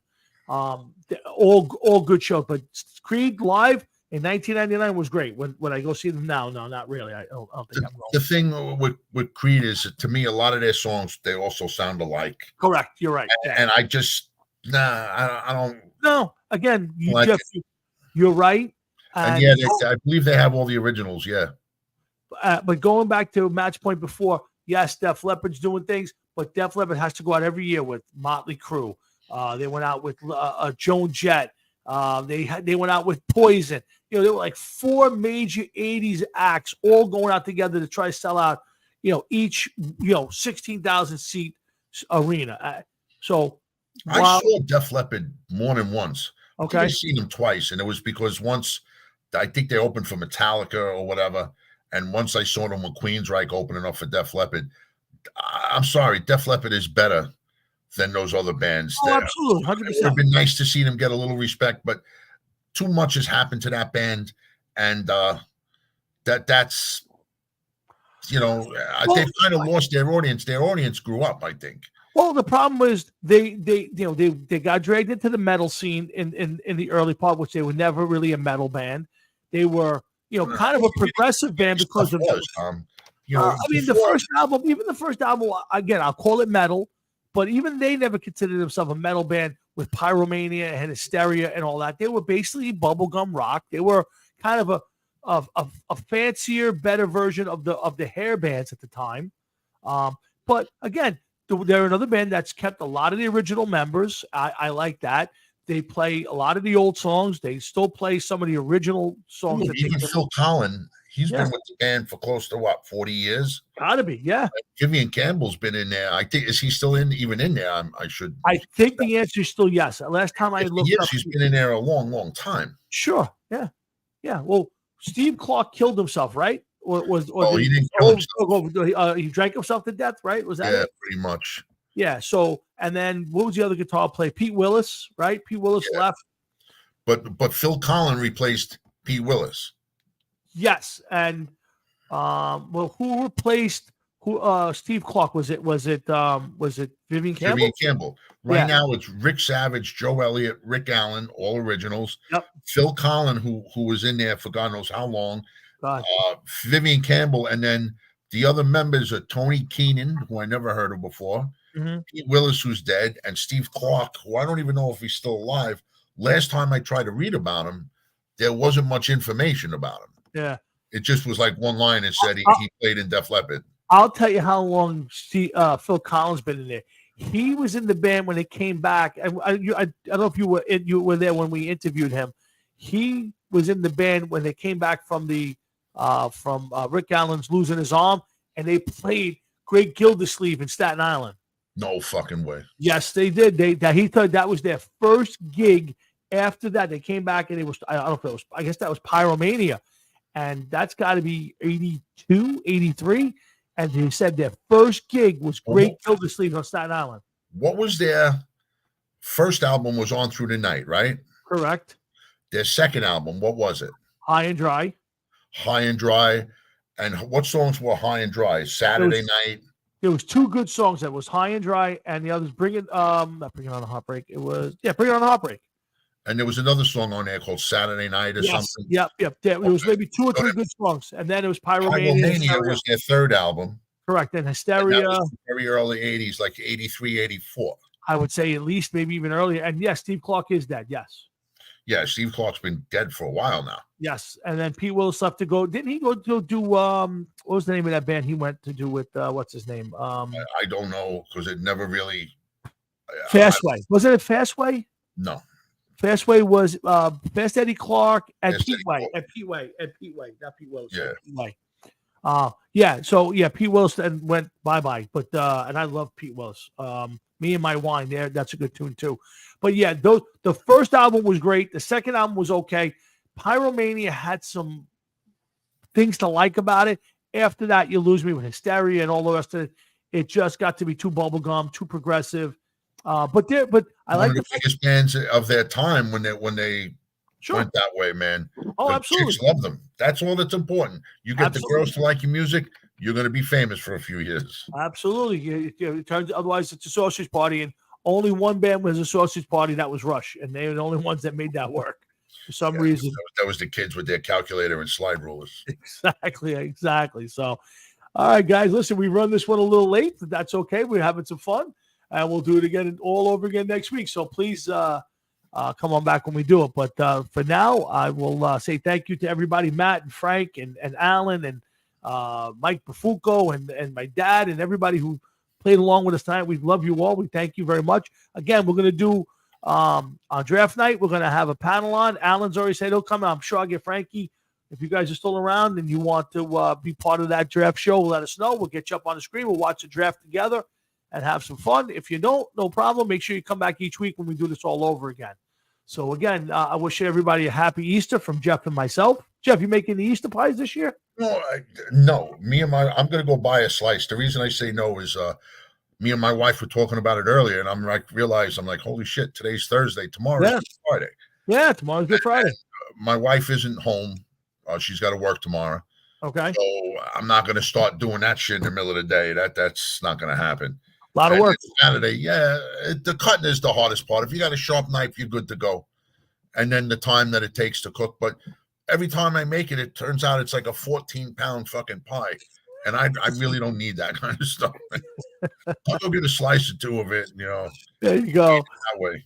There you go. Again, I did move the Big Jam from March 30th to April 13th, so that's all set. So we got the Big Jam coming up with Jeff, myself, and Jimmy and Ronnie Morms, and I think Johnny Collins are going to come. If everybody's out there and you want to stop in, we're going to be hanging out. So I did text John Collins about the new date, and as of right now, he is still not answered me. So All right, no problem. he's in Florida. I think he's posing for Poser magazine or something. Oh boy. Anything on new gigs? We got the May 8th gig coming up, Jeff. Oh, Anything else? yeah. Well, I can tell you this. Who the fuck knows with these guys? They're fucking retarded. We were supposed to play May 8th. Now all of a sudden the guitar player might not be able to do it, so we may be canceling. Oh boy. Asking them, can you do this or do that? It's impossible. We don't get straight answers. We do have another band, another show in June scheduled. That doesn't mean we're going to be there. Doesn't mean we're going to play. But this is what happens with these guys. Yeah. I wish that it would be a little bit better, especially since, John is supposed to be moving at the end of the summer. Oh, really? Where's he moving? Florida. Really? He's supposed to retire. He bought a house in Florida and everything else. And he was like, we got to play as many shows as possible. That was last year, and we haven't played anything since last November. This was somebody that wanted to play once a month. Now he won't even answer a text. So who the fuck knows? All right. No.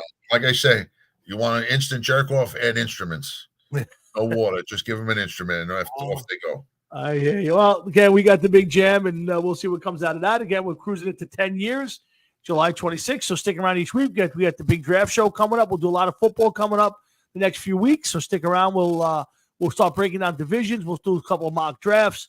We'll start having a little more arguments on who should get drafted and who shouldn't.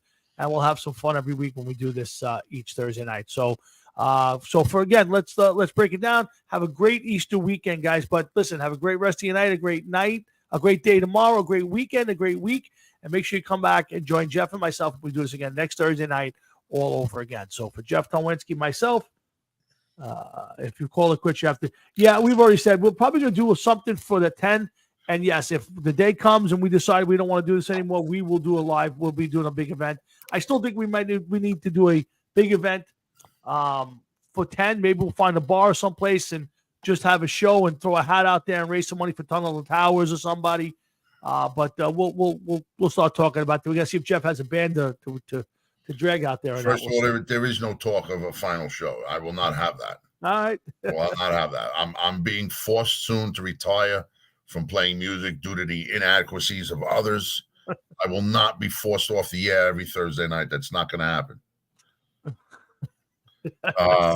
Only if you come up and sing it with me, man. He will. He'll come up and sing it, Matt. Oh, that's yeah. I should retract that. Yes, he'll definitely do that. From the crowd, how's that? There you go.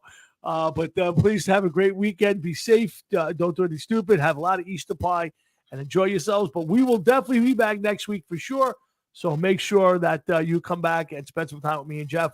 We do this every week, and it's getting bigger and bigger and better every week. So, yeah, guys, we'll be around a while. We'll be doing this for quite a while, and hopefully for a very long time. But anyway, have a great night, guys, and enjoy your week. Jeff, love you, my brother, and I will talk to you off the air. Same to you here, Tom. Same to you here. And I'm looking forward to the card game. More importantly, yes, 20th is a big thing. And I'm going to be sitting next to you, slipping drinks into you, and feeling you up and looking at your cards.